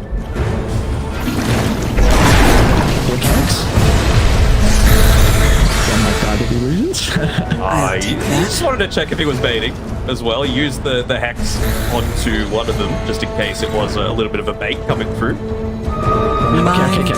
What? Are there any like crazy tier 5s you feel like could change the status of this game? Look at the dead full rat, all 5 of them. Send them down different lanes. Under attack. Oh, you wanted a real response? Okay. Yeah, I wanted a real one. Sorry, I thought you were going to follow up with a non-shit answer. Yeah, well, you should know me better by now. Okay, so I'm going to sound like a friggin' broken record. I still want to see a Nullifier on Clinks, because then if he goes into, I don't know, a Pirate Hat or a Stygian Desolator, that's going to be enough to blow up some of these heroes, especially at this late stage where buyback is king. And you know AA doesn't have it. So I feel like if you're able to take that out of the fight, then, you know, maybe you're able to allow the Morpher to actually take it by himself. And he's not going to mess around. With the black hole and instantly refresh, he's ready to go for a second round. Buyback on Timber. BNC Mars has been caught out as well as Thompson just tears him apart. It's set to wrap around the guy. Oh, dodge! Blink! He got away! He's out of this black hole, and now they're going to be to punish them! Real blood! That is tip-worthy, my friend! What have you just done? A team wipe! And now Roche, and time to walk it down.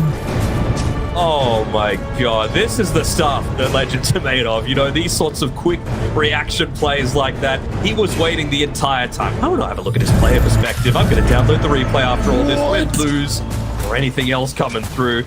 And all that damage, he's able to output as well. Radiant's 12k just on the drow alone. What the hell, dude?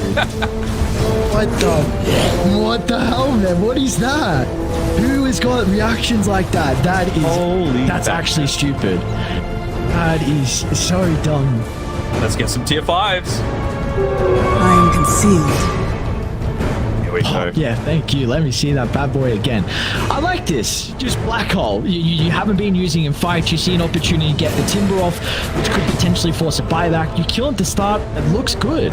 The chain control is perfect as well. He wasn't able to pop the Aghanim's on the Timber Saw. Such a tempting target, the Mars. They're still holding the buyback. They're still holding it. Plebs attacking. Quick reaction speed to be able to get out of it. And then they come in underneath. They both have the boots of travel on the Mars and the Timber Saw. Bots too as well. So that channel time is even shorter. They're able to instantly get back into it. Timber instantly pops the reactive armor as well. And they just blow the hell up on that Morphling. Bomb status is Mobe. One more bomb might send this game into shatters, and for Ancient Tribe to be able to take our first series of the night. We do have some tier 5s getting picked up. I have to quickly mention as well, Ages on Mobe, because he did buy back. That was a Scepter Roche, right? So Scepter picked up for Lil Pleb. I like that, because I was actually going to start to mention, I was going to ask you a question of, do you prefer this over Moonshard? So, alright, he's got that very old And Hypothermia and the Moonshard. Now we can look at tier 5s. Any that you currently see that can break open this game? Just looking at this giant wave up top, someone's going to need to deal with it. What can break open the game? I mean, the X Machina feels pretty great, right? Double sides of Vice. Timbersaw, already very tanky, so you obviously just want to enable that even further. What's Old G going by? Again, I'm on board with the Desolator, I'm on board with the Pirate Hat. Fallen Sky, I mean, if it enables you to kill LeBron again, like he was still a factor in that last fight, right? He was able to get that limb inside the Vice into the Ice Blast, and I mean, he was why no one wasn't able to stand and truly fight with the rest of his team. Ex Machina is going to be... He does have 5 active items, but no Satanic, you know, nothing like that you're going to be able to play around. Look at these, always. You can never scoff at that. Radiant's top tower is under Big Timber. He's got ages. Number 1. Big Ice Blast, he's alive! They stole Black Hole as well, and they won't even lose Mobe. Oh, okay. I actually forgot about this item that Alex has picked up. He's got the Book of Shadows. So with the Rubik, playing with that extra cast range from the Arcane Supremacy, you just use that onto the Drow if she gets caught. She is the only person that you're playing a lot of these team fights around. And now Little Pleb's level 30 as well. So what is Roger doing? Blade still on the gem. Look at the TP away. What did I... So what could have he possibly been doing? What? Because he went in the base thinking maybe something was dropped. Was he wanting gems? Maybe a rapier on the Drow's Courier. I don't know. I'm so intrigued. I am so intrigued. Black Hole gets used. Everyone TP's back. Ice Blast. Next. Next on no one, and they get the stun, and Lil Pleb's going to be in with the damage as well. Big Doesn't have time to wait for more wait. Even pops the X marker for some extra spells to use. What is this, Axe Labyrinth? Around the BKB. This is the Timbersaw boss. The track. Yeah. Just Alright, that's a dieback. Just a number. Oh my god. 64% probability now for the boys on Ancient Tribe. Buybacks, it's only Morphin Bounty Hunter for Radiant. In 10 minutes, we've had I want to say, God, what's my maths like? 48k gold swing in Ancient Tribe's favor. That's not too much. If Ancient Tribe win this game, there's no question the Little Pleb's the end. Oh no. Radiant structures are No fortified. question. Tiny bit early on that Ice Blast. Just thinking that they might have timed it to be able to land when Thompson is looking to respawn. Just prevent him from joining into this fight, prevent him from defending the high ground, but it's like they'll need to back off anyway. That tier 1 tower is still standing up top. The creep should be Radiant's top tower is under attack. They got a Wind Wake up, so we brought that Radiant's up top earlier. tower has Wind fallen. Wake and now Book of the Shadows as well. Anyone have a telescope? They've got 2 Book of Shadows. AA's got 2. Just to kind of remind some of the stakes online, because this is a very important last second day here of Western Europe. Ancient Tribe, a win puts him in a very good position to not get relegated. It will at least force tiebreakers if Alliance beat Nigma. And for OG, a win also gives them a very good chance to be promoted. That could potentially set tiebreakers up with 5-2 count. Even if they lose, there could also be tiebreakers as well, but you do not want that guarantee. This is what both sides are playing for, and what pretty much every team is playing for today and tomorrow. I honestly was questioning, like, what is Drow even going to do with all of this gold that she's got? And of course, when you've got an excess gold, fire Rapier. Why not? You know, of course, there's the potential. LeBron starts, and Mobe and PNC are in Slam with a 3-man Black Hole! That's a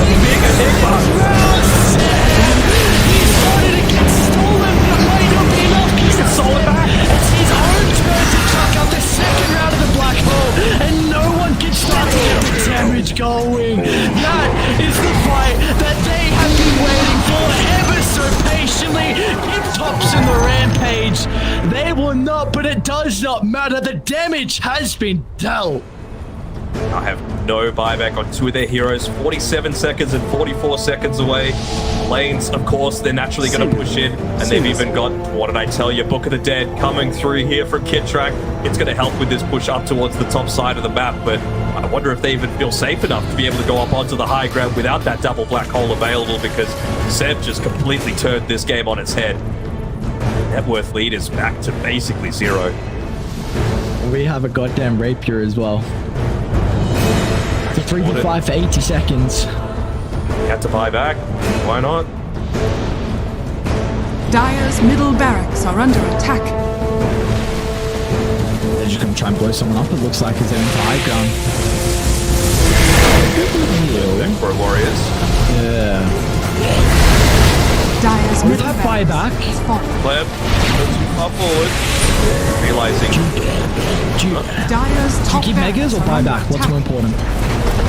I Dire's don't top think you give this barracks is bottom lane. You gotta make a decision very soon though. Because if they get set up, then the buybacks could be wasted. You can't let Will Pleb get jumped as well. I mean, look at that. Do you see how cautious he is? Got the X Machina though. You have to play around with. We cold feet coming through, and there we go. Pops it, so he can be available once again. Rally around pops it. Pleb, can't get caught. 5. Colsurin, nice defensive telekinesis there. There's the first buyback. Things are falling though. One T4 down, a second to follow. They'll pop in an aggressive glyph early on to try and buy them some time. Lips in, looking to use to protect him. He's down, and maybe all their damage is gone as well. With the throne exposed, Thompson, all his eyes and attention is put towards ending this game and sending us game 3. Oh boy. It really did feel like Ancient Tribe got all of those neutral items they could have possibly hoped for. The European smiley face coming through from Roger and big smiles on all of old G, except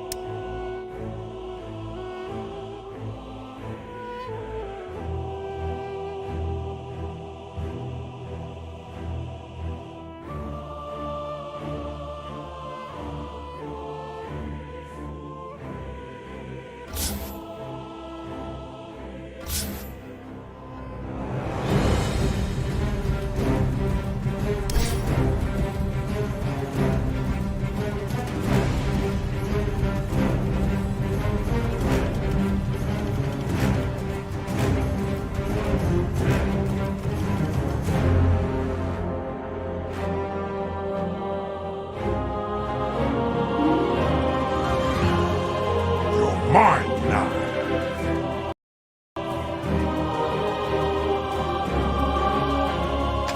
My iron will shall break them.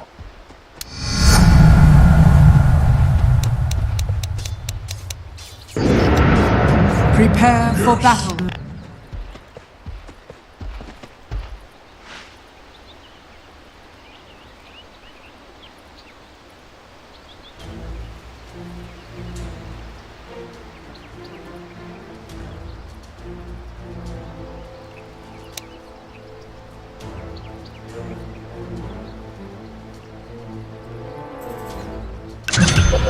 Scepter changes everything.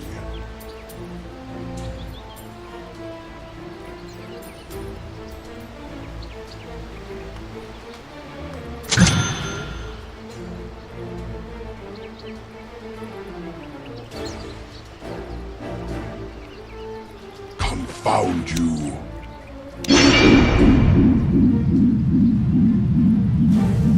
One world is much like another.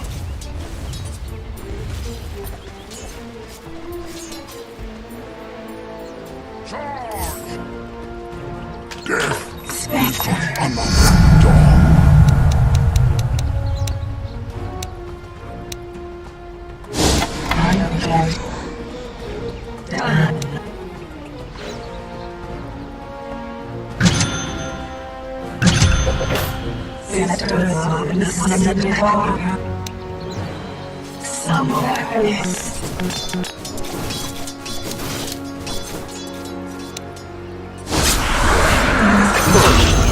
What army?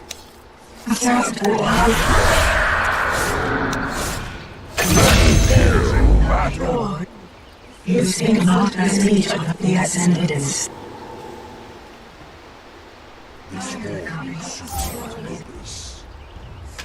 I come, lock, stock, and barrel.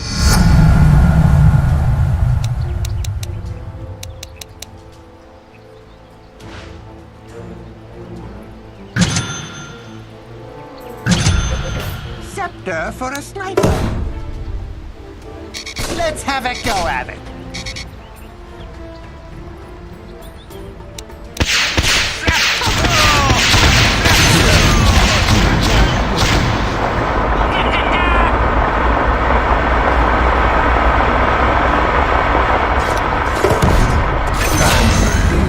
Double kill.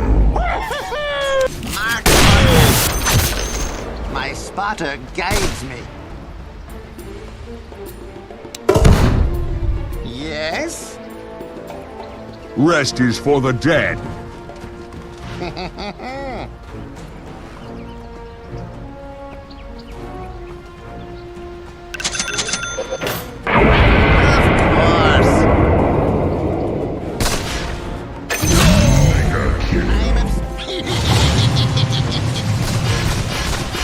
Unstoppable double kill. Life's a flash in the pan. I call it point and click.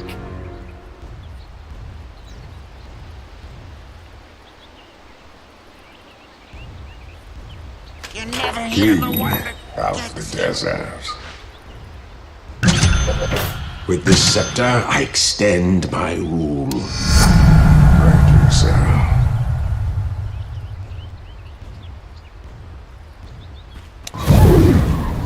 Well and good. Wicked sick.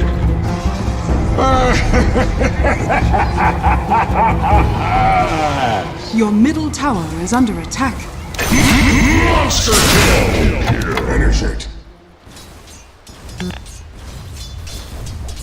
Not yet.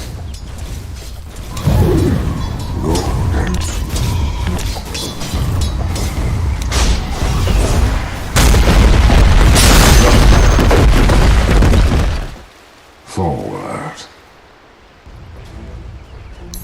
locked and loaded. Like the same. My code compels me. Seeking I am ready.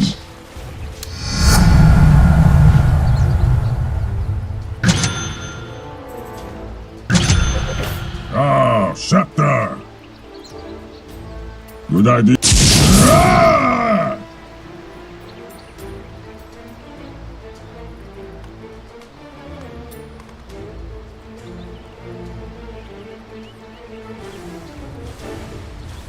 Your middle tower is under attack. Agreed. Your middle tower is under attack. dies. Stands ready.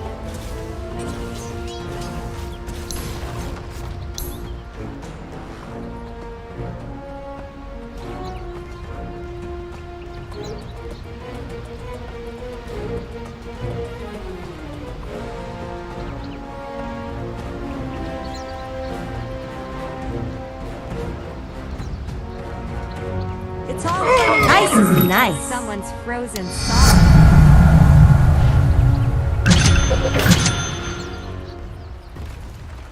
Swiftly.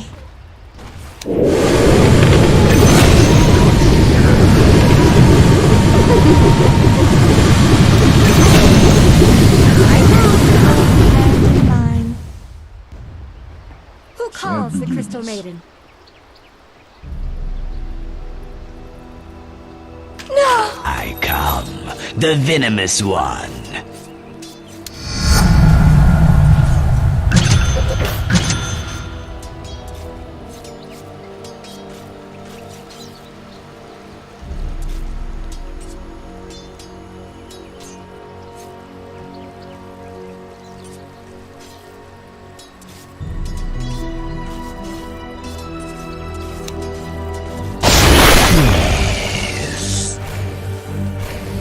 Into war's teeth. Won't Dies.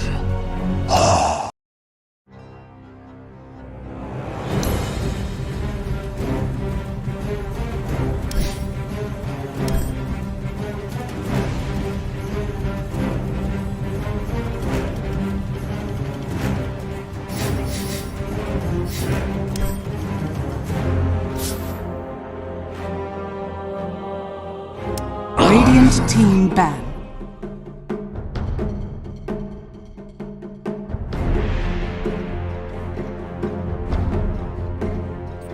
These sorts of lineups where you could just retreat away. You know, if they pop the Stone Gaze, they pop the Tombstone, you just want to be able to run. Beastmaster and Snapfire aren't exactly the best heroes at being able to do that, though, so I wonder what else Ancient Tribe could be looking to consider in that regard, as they do ban out that slot. Diffusal Blade Carrier likes playing into the Medusa because you do get active quite early. Radiant team ban. There? Oh, I don't either. No Pugna's banned. It would give them some tower push, so a little bit of extra sustain. We've seen, what was it? Gaming Gladiators actually picked Lion up against the Medusa in recent times, 5 and seconds remaining. it did okay. LGD was still able to win with it, I believe, the Medusa, just because Shiro got way too farmed, but I still think it's a somewhat viable option, especially if you're just wanting to open this next stage of the draft with it.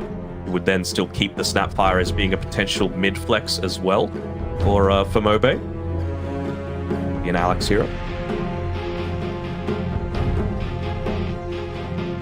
Yeah, I think the Lions has a lot more value with the matchup versus too, so I also think that hero is continuing to get buffed, and I know people are starting to play it. I'm surprised we're not getting it as much.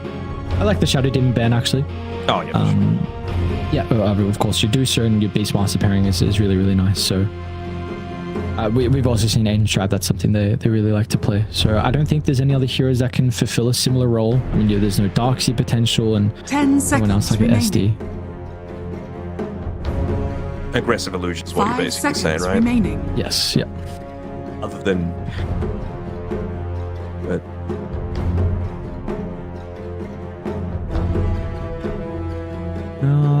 So do we get rid of this?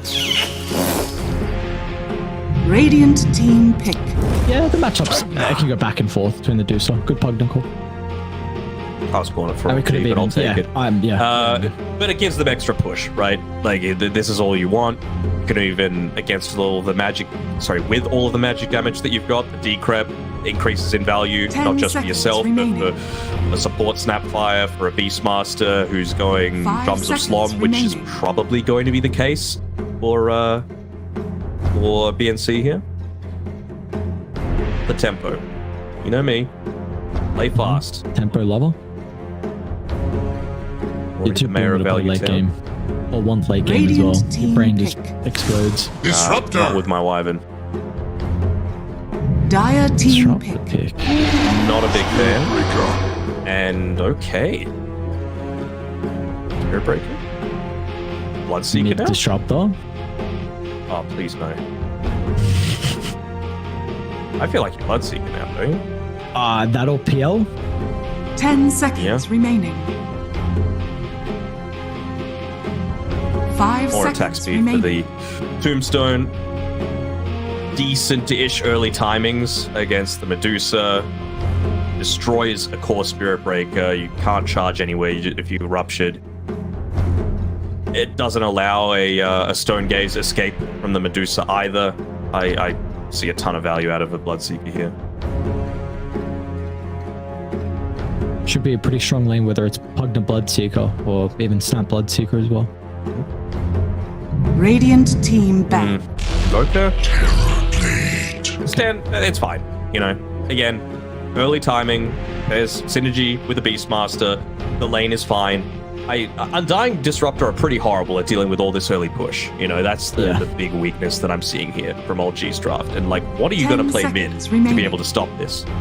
Zeus, and that's going to get banned though. 5 seconds And remaining. I don't know if Thompson plays Tinker, but it looks pretty Dire good. team I also back. think you might need to just respect ban it just in case. I think Zeus 100% has to go because it is a Thompson hero. Tinker, I'm just not sure about. What would you do if it was a bit Undying?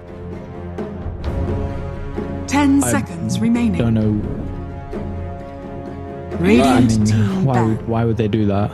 I don't know, just Yeah, no. And I'm not. I'm responding out loud. Like I don't really see any value of them doing that. Yeah, but what if? Stupid. It's a what if situation. I mean,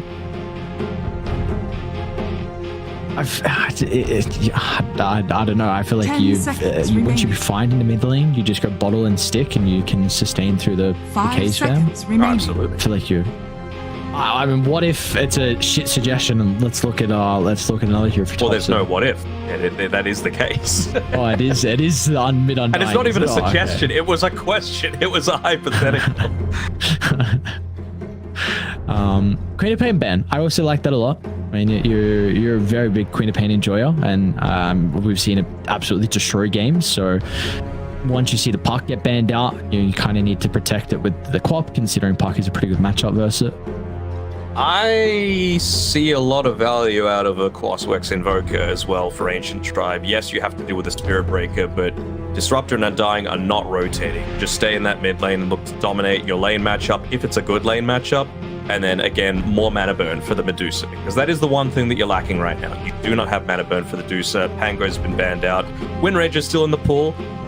Might be okay. I mean, you can get glimpsed back, but other than that, it seems fine enough. But yeah, I think as long as you can deal with the SB charge, I would be fine enough with a mid-invoker as well from Ancient Tribe. Thoughts on the potential Viper? I think it has to be brought up, considering game one for Mobe, if they want to go back for comfort. Is that something that they could be considering? I think it's going to be something in OG's mind. There is the potential for this Viper, but the way that he plays Viper is very farm heavy. And I don't think you want to go farm heavy this time. Probably could afford to do it just because of how effective you're going to have. Like, you'll take away all of your tier 2 towers really quickly if OG don't have the perfect pick. But I mean, if it's just a hero that gets crushed by a Viper, why wouldn't you pick it? You know, you've got last pick overall.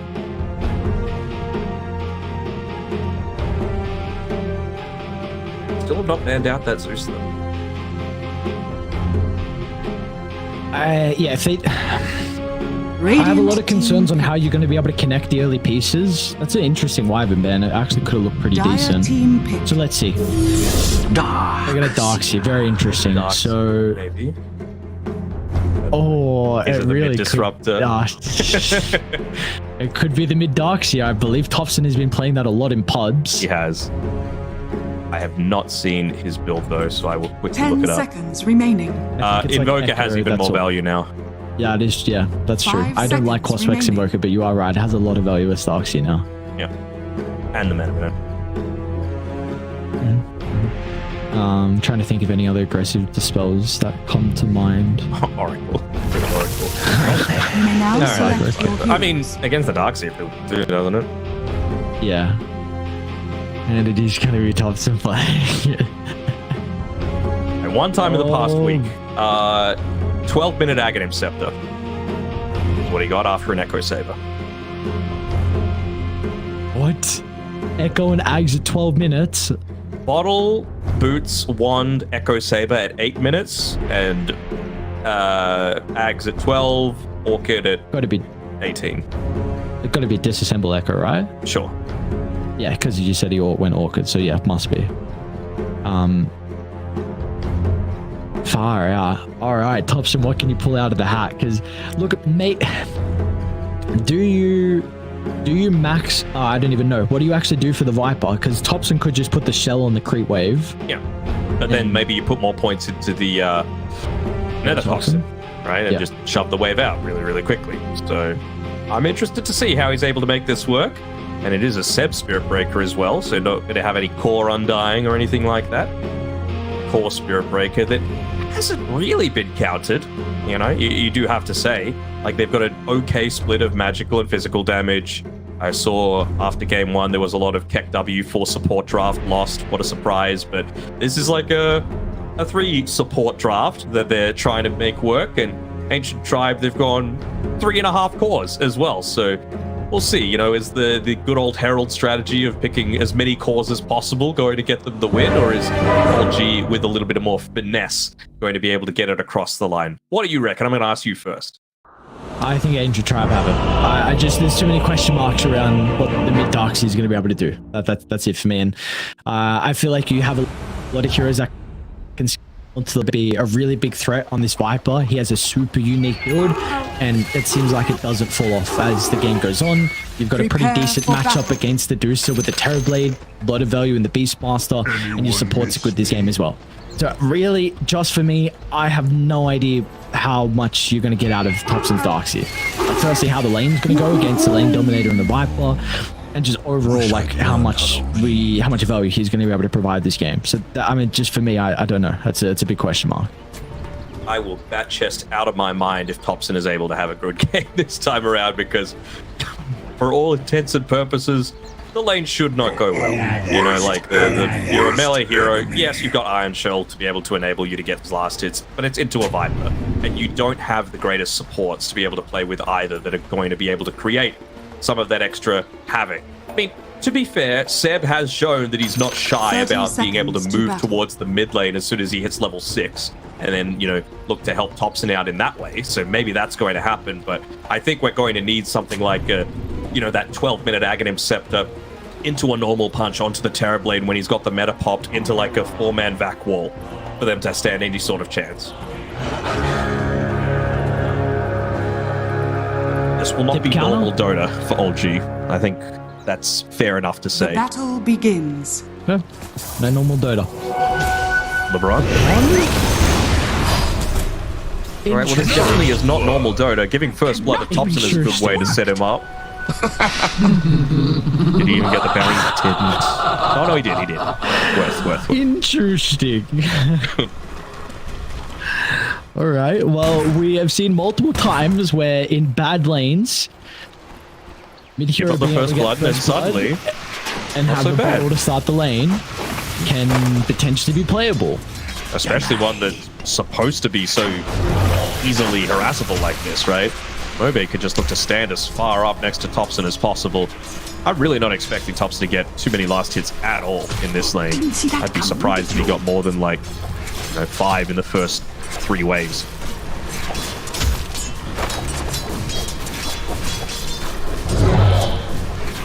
Yeah, I wonder how much he's going to put priority on the jungle and then potentially Kitrak stacking as well, because we do have it looks like Kitrak is going to play with the off lane, so we've spoken a lot about this with the potential of them swapping the lanes for the supports.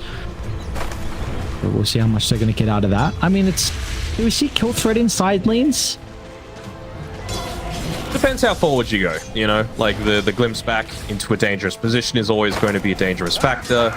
You also have the Disruptor into the Terrorblade, so eventually, you know, if he's going to use the Conjure Image, instantly kills those, which feels kind of nice. Oh, there he bottom lane. The Tombstone real early. Blood Grenade landing onto BNC as well. Done by Alex. A little bit of a slow. Should be able to get him to safety. The Blood Grenade ready. Okay, surely. Is Roger gonna get the kill though? Alright, got him. Nicely done. Well played, even given from no one. I was wondering if he kept diving. The Bassi Ring is coming out for the Deuces, so that's going to help out Roger as well. Not even a purely selfish choice for no one.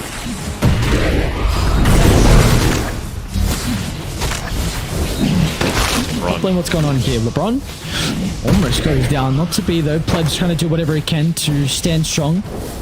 Check his partner so he can get the salve off. Are they going to be able to get the kill at Kitrak? Not with a glimpse like that. Still LeBron is hunting though. We have the blast of the ready. Seb might see a bit of a freebie now that LeBron has stepped up. Charge not going to give him enough health. Oh, it gives him enough time to pop the blast though. So at least it is a 1-for-1. Terrorblade wasn't there to soak the experience though. They had creeps to kill. That's the important thing, right? Like, little Pleb.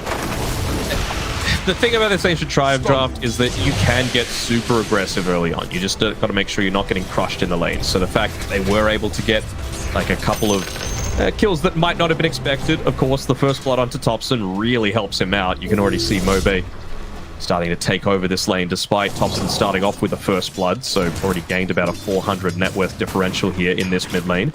But as expected, Topson just looking to build up some stacks for himself.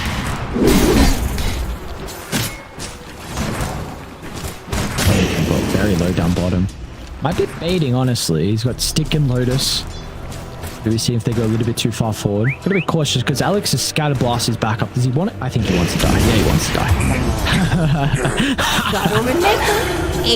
What gave it away? Was it the high five? Maybe just standing still. Maybe yeah, just wanting a high five. I don't know. Maybe all of them combined.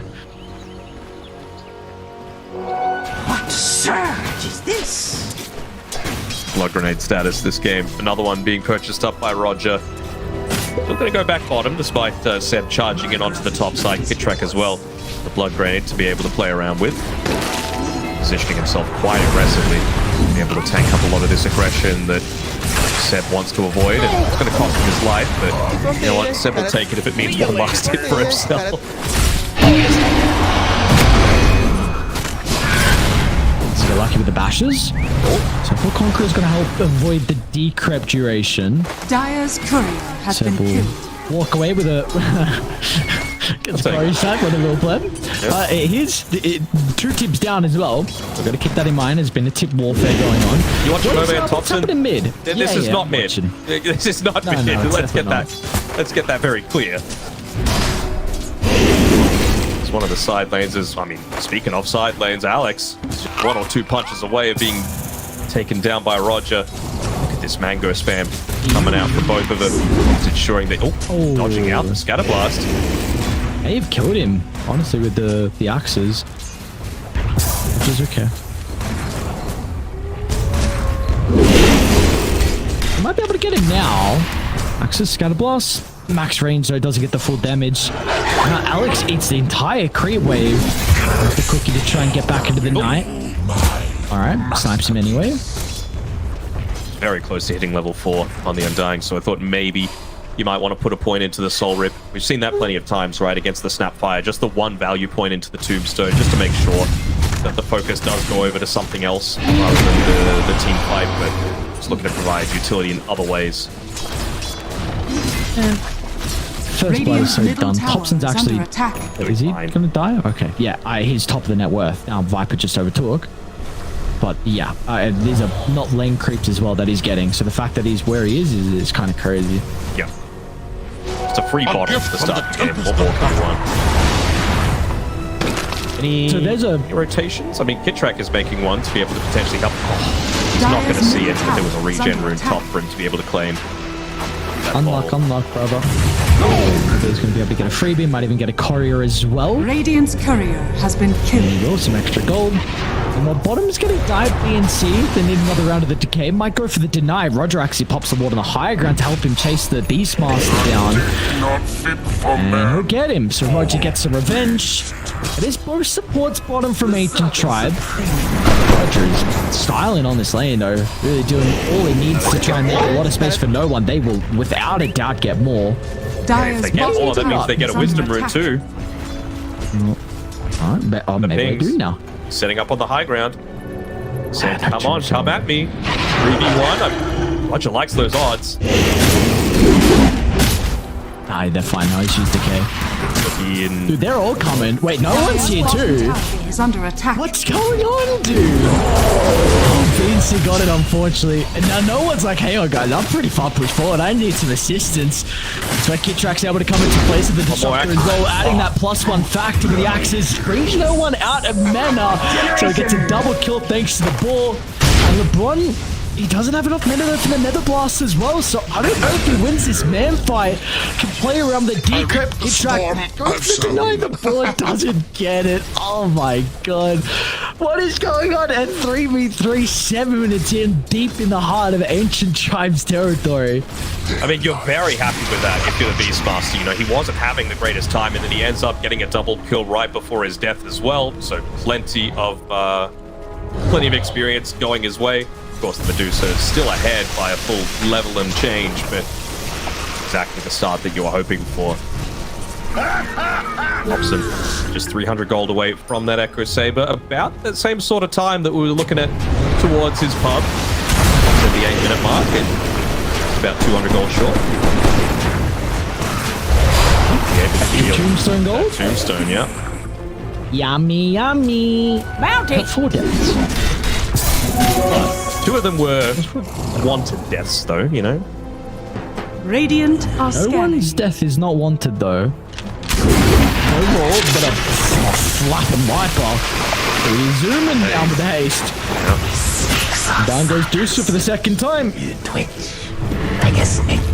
Normally very immobile hero, just quickly able to get back towards the mid lane. And, well, this is a different game, right? Like, he was playing with a Juggernaut last game, where I didn't necessarily think that you were going to get insane value out of the Boots of Travel as that first item. But Mobe, he's really just...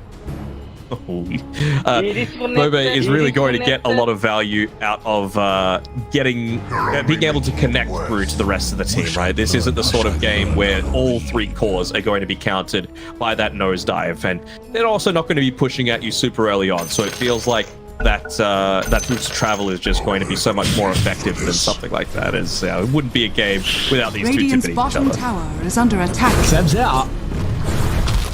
Seb's out of tips. I repeat, this guy has no more BM as the game goes on. He's going to have to get creative with it. A little careful here. Dire's top Bunsen. tower is under attack. Left, right, good night coming from Darkseer. And LeBron is dead. Still heroes surrounding him. Just question who gets the kill. Of course he does. Higher than Thompson. So there you go. 3rd in net worth. That is crazy. 3rd in net worth. Even after leaning into a Viper. He's got. He's going to even TP bot, but they smoked underneath the Observer. 80. Standing near the Twin Gate. Got the meta available. Roar up as well. No points in the Inner Beast at this point, but I mean, if no one walks out onto this lane, he's in danger. They've got a mass TP down. They're going to be too late. Roar is out, but still the Tombstone's getting a lead down. Let's see what Thompson's going to be able to do. The cookie disrupts the dark abilities. What is that? Thompson just punches away the light pool of the Terrorblade, but he's going to get out of dodge as well. Playing his distance, one more attack. Playing the life, and now they're going to be able to drag B and C deep into the grave as well. Tombstone lives. Tombstone lives, Roger lives, and the support does as well. So a lot of experience between these two. It was a Thompson, all right? Let's get it real. That was a little bit of undying damage coming through there. Plenty of decays coming through. Just the 3, but landing onto plenty.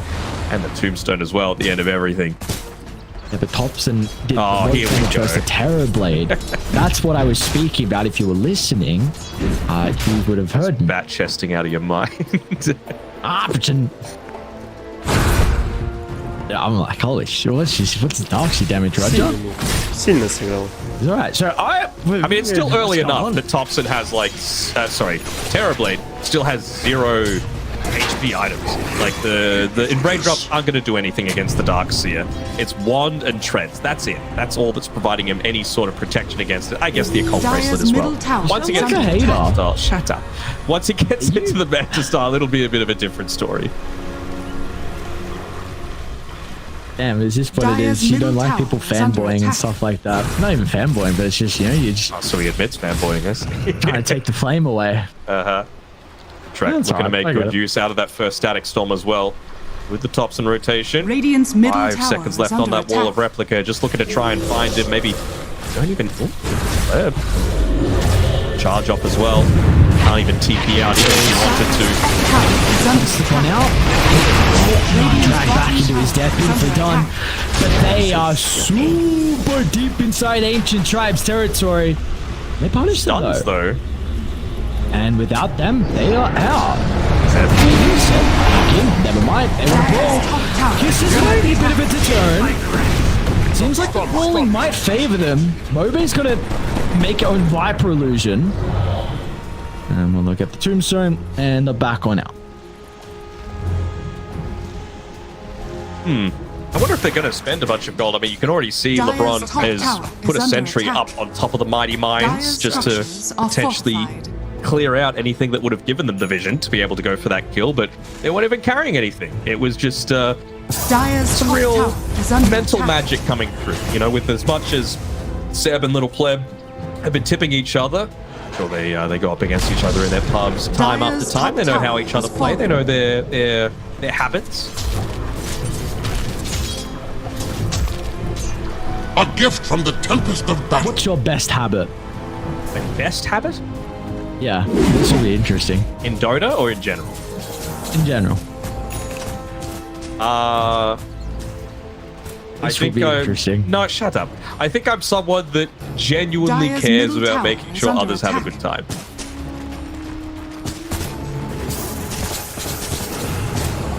Also my ass. What the hell? No, I'm lying. I don't know. Can confirm on the first, the second cannot confirm. I'll get back to you guys after we go to Bali and we set together. Wait, we're staying together now. We can talk about it after, Alex. Radiant's middle Like, tower yeah. is under attack. So, what's Seb work? Minus on Seb. Alright.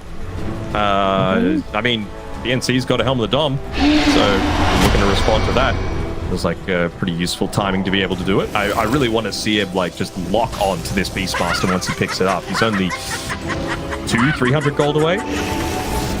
That is a Aghanim Scepter for Thompson at 14 minutes, 2 minutes slower than usual. Very disappointed.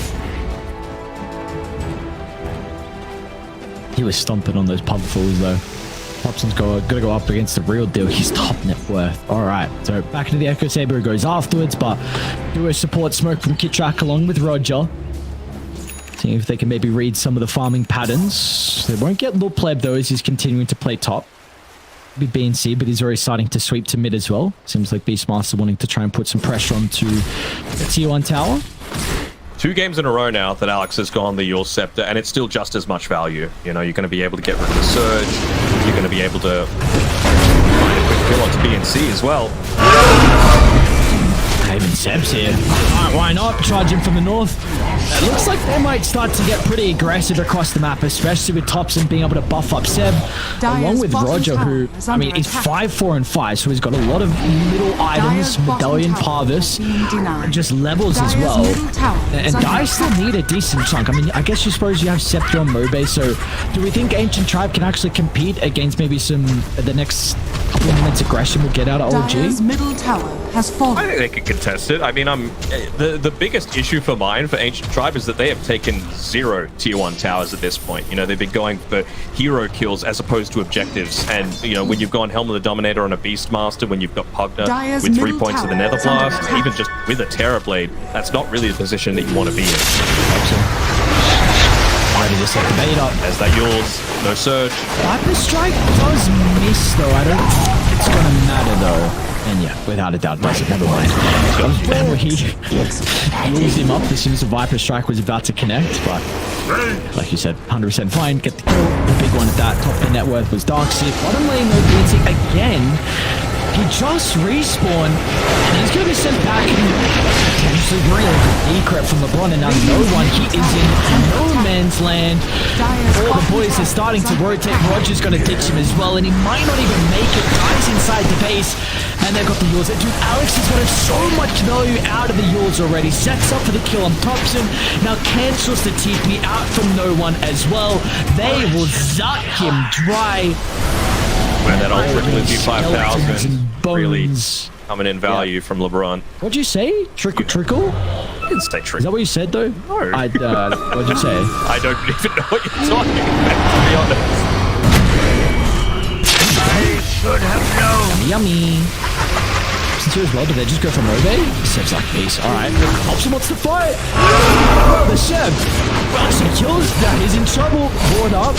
Gonna try and TP him Pleb as well. He's gonna have to oh yeah, without a doubt he does. Not enough to be able to surge away. Didn't even get it off as well. So alright, we had a crazy second game, which was really all OG for the first 25 minutes, probably even a little bit longer. But game 3 is a back and forth beat down, both sides super even. 2 kills a minute. This is exactly what you want to see. Roger is continuing to have a fantastic game on this Undying. 5, 5, and 5. He's got the Solar Crest coming out to him as well. So I wonder what he's going to use that on to. Is he going to, you know, maybe just give it over to whatever illusion? Thompson normal punches? No.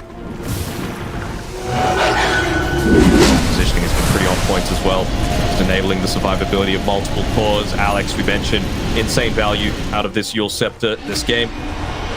be able to stop the Spirit Breaker in his tracks, to be able to hold the Deucer in place when she tries for Stone Gaze TP away like she just did, and it's even enabled to kill onto Thompson's Darkseer as well, who has finished up the Echo Saber once again. Let me double check what he actually went after this, because I forgot. It was Orchid. Orchid. What are our thoughts on Seb's Lincoln's choice?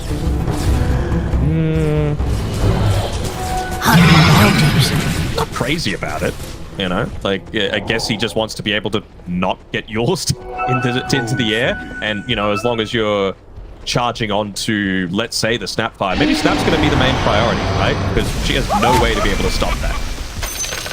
Sure. Radiant's bottom tower. I was going to say there may be potential where, because I mean they're roasting right now for OG, so maybe you're looking at potentially going high ground with this Sage as an +1 item on no run, so if you give him Lincolns as well, that could make it a little bit safer. Of course, I mean, that's a lot of value on Spirit Breaker, like you mentioned, all the single target stuff, but maybe even get double value out of it. Yeah, I guess, but I think the main heroes that you're worried about are the Viper and the Terrorblade, and they really don't get punished by that Lincolns at all. Mobe as well, we gotta say, with this Aghanim Scepter, we were thinking that he was going to be playing a little bit more aggressive than he has been. But again, it's not like this OG draft excels at taking towers. The fact that they've gotten 3 in the time that it took Ancient Tribe to get 1 with their draft is a little surprising. So Mobe should still have a decent amount of time to get this next bit of farm, and then just keep these lanes pushed out, because Disruptor and Undying do not push lanes very effectively at all. Darkseer is going to be quite slow. Radiant's middle tower is under attack. And really, I mean, levels I think is all Spirit Breaker needs. Plus he's got a nice Gossamer's Cape, really nice neutral item. The bottom line seems to disrupt though. I think they're going to be able to get the kill unless LeBron keeps chasing. Another life drain up in a couple of seconds. The track's going to be more than okay. Got the lore as well. The Pugner and the Viper playing together. Odler and his pet. Viper is Pugner's pet. Okay. How did that come about? No, I believe you. They're from the Nether Reaches. That's their home. Well, you know. The Green Boys stick together. Is Pugner green? Please tell me he is. Is Viper green?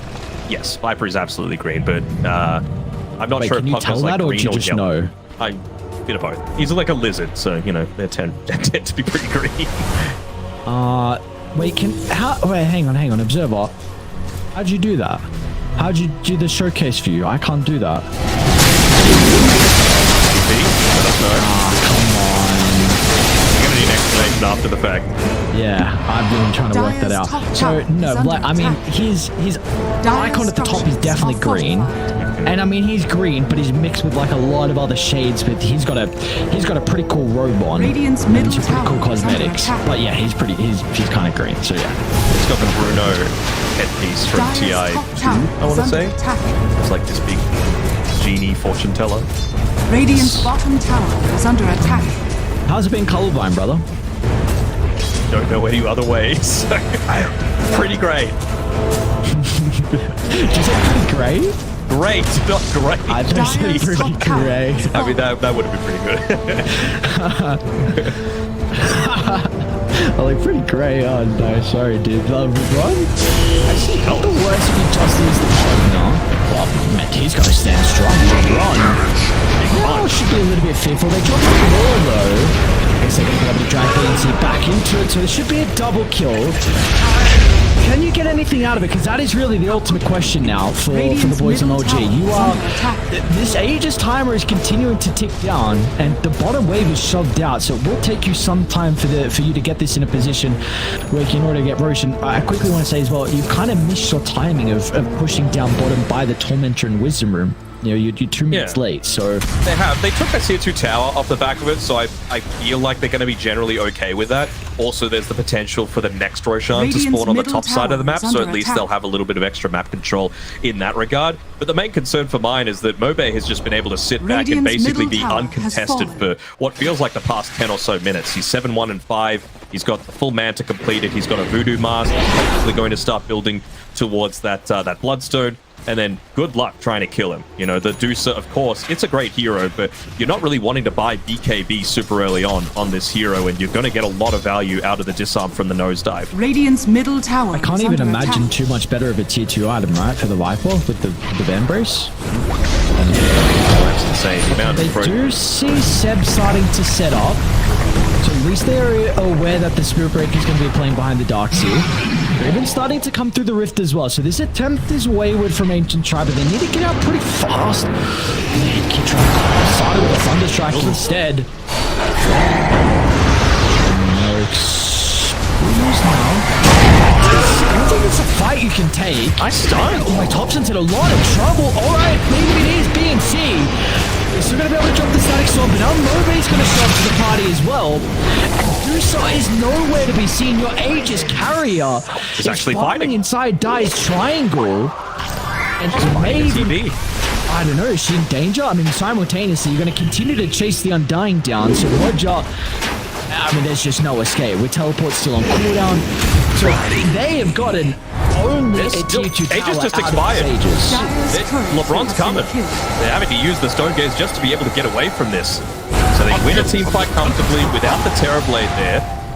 Now the Deucer, of course, it is a big factor, but yeah, they just clumped up far too much. I'd love to see a replay of that because Alex's timing on the Fire Snap cookie could not have been better. Landed onto 2, ends up connecting onto the Spirit Breaker as the Nether Strike is actually ending. Like, he did so much that fight. Like, Alex has been, I'd say, easily my MVP this game. Might not be able to because Thompson, oh, that is a ambitious TP. Forgot about the punch, but he's okay because he's got the boys. They are still charging in. Central couldn't give him the Iron Shot just yet. Notice that? Oh, really nice yours. They'll still get the glimpse back though. Moby tanky, even though he doesn't have that much health just left.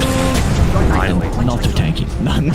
They still kill him. I mean, the only reason that they get that kill is because LeBron TP bottom and they got the Deuce to use the Stone Gaze, right? If LeBron was there, he gets healed up, he's totally fine.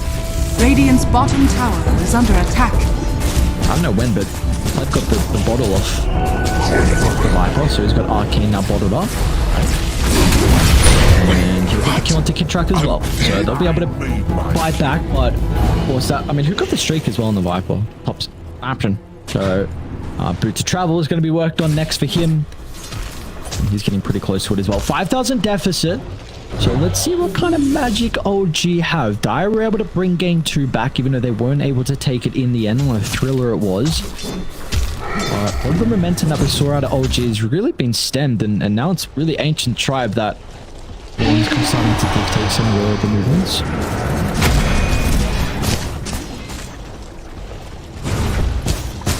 Just thinking as well, like LeBron's going Axe on this Pugner. Who's he looking to target? Like, is it just going to be stay as far away as possible and just go through the Aghanim Shard, even though the Drain Right might be slower? He's been using that Life Drain very defensively in these past couple of minutes. As on that charge through. They might still get the kill, but my God! All right. Are you serious? That the amount of times that happens in Dota is just you never know when something, like Seth didn't know until of course they popped out and made the attempt. But the fact that charge saved Thompson. Radiant's perfect now. Under attack. Just a number. Yeah, that's what I thought. He's just being a menace right now. I mean, the thing is, Mobe's going to hit level 20 soon, and he's going to have this full Bloodstone completed very short. So that's the real concern that I have for OG, and it's going to come pretty much around the time that Roshan is spawning. There's potential for it to come up in 1 second. It's going to be 2 minutes though, so that's going to work out perfectly for Ancient Tribe. They're not messing around. Ryan's ready to go with the use of the meta. They will only get the disrupt the kill. Mid's in an okay position where they could be able to get more if they wanted.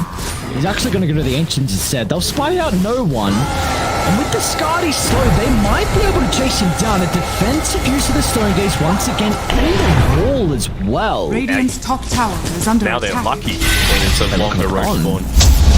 Look at LeBron, dude. They're still hunting. Radiant's middle tower all right, is under attack. Roger. Is he going to tick out inside the base? No, he's not. I think he had a Lotus once Radiant's he got top in. tower is under attack. Yes, he did. This is another thing as well, right? We talked about that first Aegis timing and how important it was that Ancient Tribe weren't losing a lot of their control, and they weren't able to, you know, get a lot of extra map control off the back of it for Old G. But also, they had a gem picked up at that time. Old G really wanted to be playing aggressively, to sweep across the map, to take away all the spaces that Ancient Tribe had to be able to farm. And they've just given it up. You know, right now, it is the Snapfire, I believe, that's holding on to the gem. And they've just done exactly what Old G have been trying to do. So they're just completely freed up to farm quite aggressively with BNC, with the Viper, and the Terrorblade. And, I mean, Seb's been doing his best to try and just all across the map without too much fear, but it doesn't have quite as much impact as Thompson. He's being in onto this wave. He's going to surge himself away. That's only because Seb's put himself into harm's way. Out to pasture. Yeah, harm's way indeed. Roche is up now, and Seb has no buyback, so they're going to have to do this 4v5. Thompson's going to go crazy, and Bensy's going to try and prevent that. Starts with the roar, but there's no follow-up. Love to get an early stone game out of it. Strong in the middle. They'll try and charge in forward. There's this great stone games. Static Storm as well also connects into the plug. Now, what a way for Ulti to fight, because Pleb's in trouble as well. Finds his son to target, tries to turn, but I don't know if he's going to stand in the middle of everything. No scans, will disarm the Deucer Pleb. He'll trade his life, but now Mobe can reign supreme. You left Viper in the pool, one of his best heroes. And he will punish you for that. That's the thing. I mean, the reason that they even took a successful team fight was purely Mobe not being there. You know, if this Deucer isn't going to go a BKB, you're always going to get disarmed by that nosedive coming. 4 seconds where you're just not going to be attacking at all, and with a Terrorblade just beating into your face, especially if you're able to take out one of your big team fight disruptors in the Spirit Breaker. I mean, good luck trying to man fight up against that. Big props, of course, need to be given over to no one for that. Not just for the Stone Gaze being able to keep the Beastmaster locked into place and be able to secure him down. You mentioned the Static Storm, but he knew where the Pugna was wanting to be set up and getting the life drain defensively on, so that even just turned the Pugna into stone as well, and he was able to get the kill off the back of that. So really nice plays from no one. It's just not enough. What do you feel like is in... I know it's a 6,000 lead now. Is this as important with kind of the lineup we have from either side? Like, I suppose, who do you feel scales a little bit better into the later stages with how even this is? I mean, Duxie is always an amazing late game, and I mean, it's really going to depend if Hittrack's able to get to his level 8 and active 7. Likes to start. Alright, they just blow him up. There's no maybe about it. No, not at all. They're just stupid amount of damage between these heroes. It was actually even a Starfire that did the most. They're down on the bottom side of the map, taking the tower that they've got a little bit more vision around. They still kept the gem as well at the end of everything, and they're going to be able to get Roshan as well for free. Feels like if it gets to like... If Ulti could hold for another 10 minutes, maybe longer, but even just wait out this Aegis, I give them a pretty solid chance. I'm really worried about what Ancient Tribe is going to be able to do in this next little bit. You know, you're going into a Halberd on Alex, going to be amazing against the dude. You've nearly finished up a pipe on the... Never mind, you have finished up a pipe on the Beastmaster, so all that magic damage is going to be nullified. TB going into a nullifier. It's perfect for all the reasons that we've been saying. Your Scepter is great. Being able to scale as well.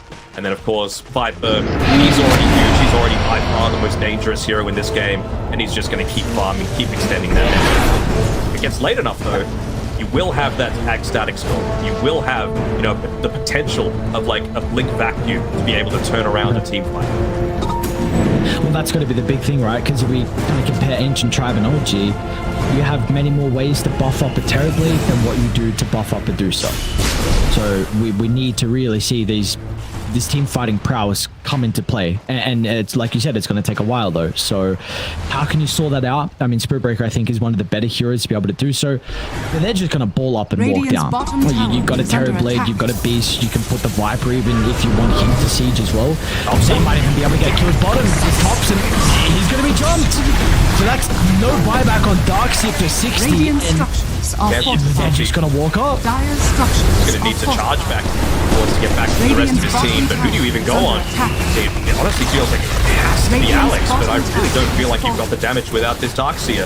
Your highest damage at this point is like a TB illusion that Darkseer is creating.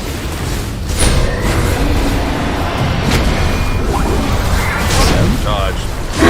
Ancient Radical.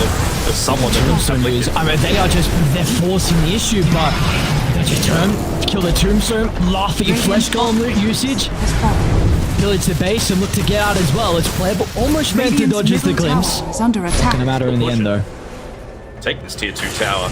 Make sure that you can, maybe not with Mobe, shooting in on TP top side of the map. Roll damage done in that fight. It really felt like particularly Ancient Tribe. The thing that they did without this Darkseer is going to be of any consequence. Thompson's going into a Bloodthorn here. I really think it needs to be a Blink Dagger. Like, you are a mid laner, you need to be scaling somewhat, but the way you're scaling is off the back of the fight together with this Disruptor. Doesn't have the Philosopher's Stone to play around with, but still, despite that, 500 gold away from the Aghanim Scepter. Go the extra static storm duration talent. Skill point instead. They're getting that 500 gold, and well, they're actually going to try and force the issue beforehand. Seb's going to run into BNC just over the trees. Took pretty good timing out of the charge before the reactions there. There's a valuable kill with how annoying he can be inside the fights, and Michael Forrest the glimpse back. It's a really good start, and look at no one's positioning, but just jumps over the Beastmaster, just preventing any potential reinforcements to show up or any counter from the remaining heroes as well. No one's been playing so great. Like, there really isn't too much that you can... You know, maybe one of the deaths in like the first 10 minutes of this game is a little bit suspect, but ever since then, like, just his positioning for those stone gates has been phenomenal. Dire's middle tower to keep up in farm, despite the ever-shrinking map, has been amazing. When we get you closer towards that scepter now, in fact, Eddie is completed. Maybe Kitrak sold some items. It's kind of getting delivered when... A couple of kills. That is true, yeah, true. And he's level 16, so he's got the static storm duration as well. Terrorblade's even gone for his own blink, so I mean, if you compare the item build between both carries, it is very, very similar. One item really different. No one was anticipating potentially Butterfly from Web. No one is out of... Wow. Alright. Definitely got his own axe, by the way. We talk about these heroes that are able to keep these lanes pushed out and, you know, force a lot of attention away from certain parts of the map. He will be able to just get away. Stay in base until he's got enough. Ends up selling the Wind Lace, actually, just so that he can buy that Aghanim Scepter. They're picking up Mobe now in this mid lane, playing a little bit away from the rest of the team, but actually are going to continue to go onto it. Cancels the charge. They saw them under the Hawk. They should have, at least have a glimpse they're grouping up, or an idea, I should say, they're grouping up. It won't matter, though. Jump BNC, and they might even get a +1. The glimpse is going to be there. They're able to set up for the vision. The lanes are completely shoved out, so they won't really get any objectives, but still they are two valuable kills. Viper Gaming. Silver's Edge on Thompson.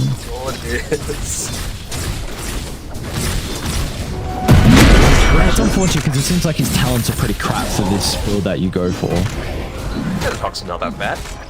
No, sorry, the Darkseer. Oh. Viper.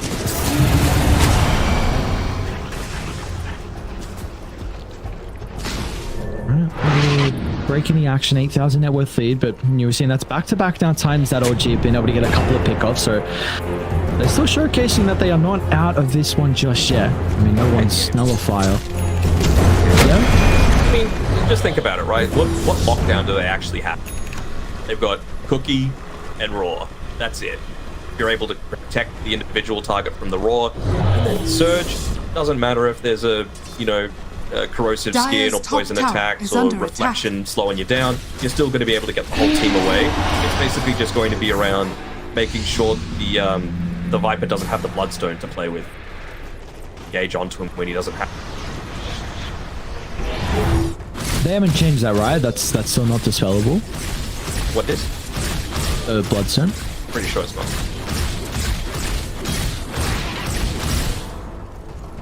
It's like both sides. I mean, you've got a gem now for Dire. Radiant's still playing without one, so it's going to make it a little bit more difficult for the charge to be able to come out from Seb, because we've seen some very aggressive warding from OG. Those look like we kind of need to get... Roger had it like 15 minutes. They were going to play aggressive with. Holding on to it. They're going to walk into a bit of a wall here. Mobe, not quite level 25, but that Hawk is giving so much vision.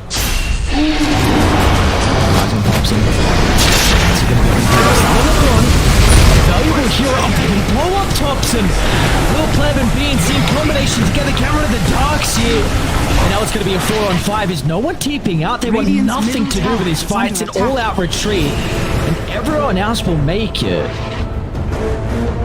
That a benefit of playing with that Aghanim Shard on the Pugna, right? The extra cast range. And then using it as a substitute for an Observer just to provide a little bit of that taunt potential. Thompson did just get enough to buy back as well, though. Radiant's middle tower. Will be able to use this to be able to come back in. Use the wall of replica. Doesn't have that blink dagger to play around with. And just retreat. Worst comes to worst. Radiant's bottom tower is under attack. That one's pretty low. Radiant structures are fortified.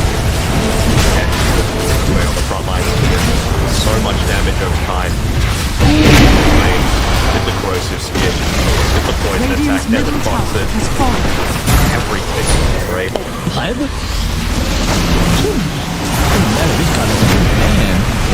Ready for that static storm, but it's all down for 10 seconds. Radiant's middle barracks are under attack. Darksea out very shortly as well. And they're gonna stick around for the buildings. Radiant's might get dicey with the glimpse. Oh, Keytrack's not even there for it. I mean, Viper has the Aghanim Shard as well, so you can use Mobe as this high ground sieger. He's by far the tankiest one on your team. You've also got a lot of stuff to be able to protect him. Lifesteal, you've already got it through your Bloodstone, but Helm of the Overlord, that's up the Vladzora as well. You have to remember that. You've also got TB just looking at protection with the Reflection. You've got Glimmer Cape, Force Staff, cast attack range with a telescope, Pugna healing you. So yeah, just stand behind this guy with the cheese and endless survivability. You are golden. Or maybe green. A gift from the tempest of battle. Everything's red? Ray. And he's got a timeless relic as well. Alright, GG. Whoa, whoa, whoa! See Mobe Viper? I see Hawk next to Roche, and I also see Seb under ward. No good. This is so much information for Ancient Tribe. Roche is falling pretty fast though. They don't see the help. They're dragged it away from the Hawk. It's actually going to go down before they can respond. Top tower is under attack. They got the courier, so they know exactly where the tribe is going to rally together. It's a good Hawk. Go through the portal and get the hell away from this? I'm not sure you fight into them. It's such an enclosed area. Thompson's going to get great value out of a big back wall. Radiant's top tower is under attack. If he get jumps though, like last fight, that could be disastrous for OG. Maybe the static storm on Keytrack could turn it around. He's in a pretty good position. This could be decent. Oh, He's just going to charge at him. They want to target Mobe. Every single bumped out of the kinetics. Oh, and look at no one's health. It's just gone. That was the potential opportunity to bring the trap before they were ready, but it will not matter. Thompson will try and get the Terrorblade illusion, but Ancient Tribe just swarm over them. He's got a buyback as well. No one is still standing strong at the rift. Tries to be able to man fight play, but he's not going to win it. Terrorblade is the menace, the devourer of deuces. And once again, that'll be showcased inside the fight. You get a buyback out of Thompson. He doesn't even rejoin. Ancient Tribe down the ages. It means nothing. Nothing at all as we see all of that damage coming out from the Medusa versus Hyper TB. That's all you're really worried about. Seb's been able to pick up his level 25 off the back of yoinking away that Wisdom Rune. Really just wants to buff up the 17% to 42. A little bit extra. He's also got 5,000 gold to be able to play with, so I think you legitimately do need to be this like full team fight disrupt to be able to blow up some of these supports because they're just doing way too much. So, little like the last ditch effort. Now Seb really doesn't need to show for all that long on the waves. Very short, being able to claim that buyback. So mid and bottom pushed away. Radiant's top tower is under Like the attack. only hero that has the capability to do it at this stage. Radiant's top I really want to see him go tower is Shadowblade. falling. Like he's going Octarine, which is fine, but it's all about just picking off Alex at this point. Like he is doing so much at being able to stop Medusa's damage with the halberd and the telescope, and stopping the Darkseer with that US Scepter.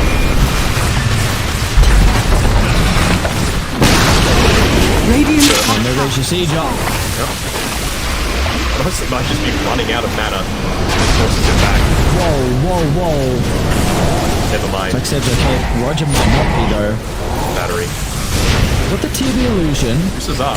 Coming in on the left. Maybe this is what they need from Move. Alright, we have my TV illusion down. Maybe they're possibly defensively getting a Stargaze use early on. They turn the 5 minutes time. This could be their one opportunity, but there's the medic.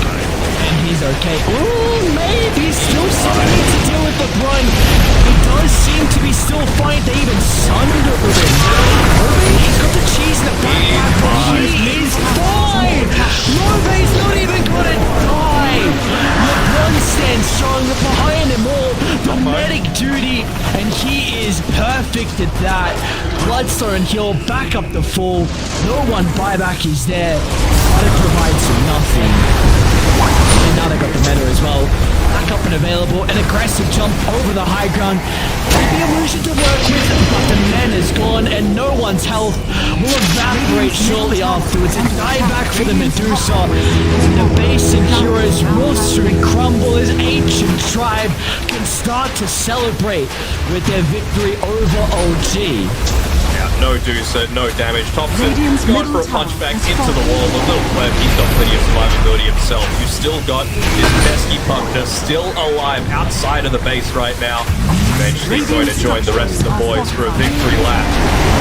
Ancient Tribe take down that last tower. Mobe still alive, just the 2 deaths in this game as LeBron.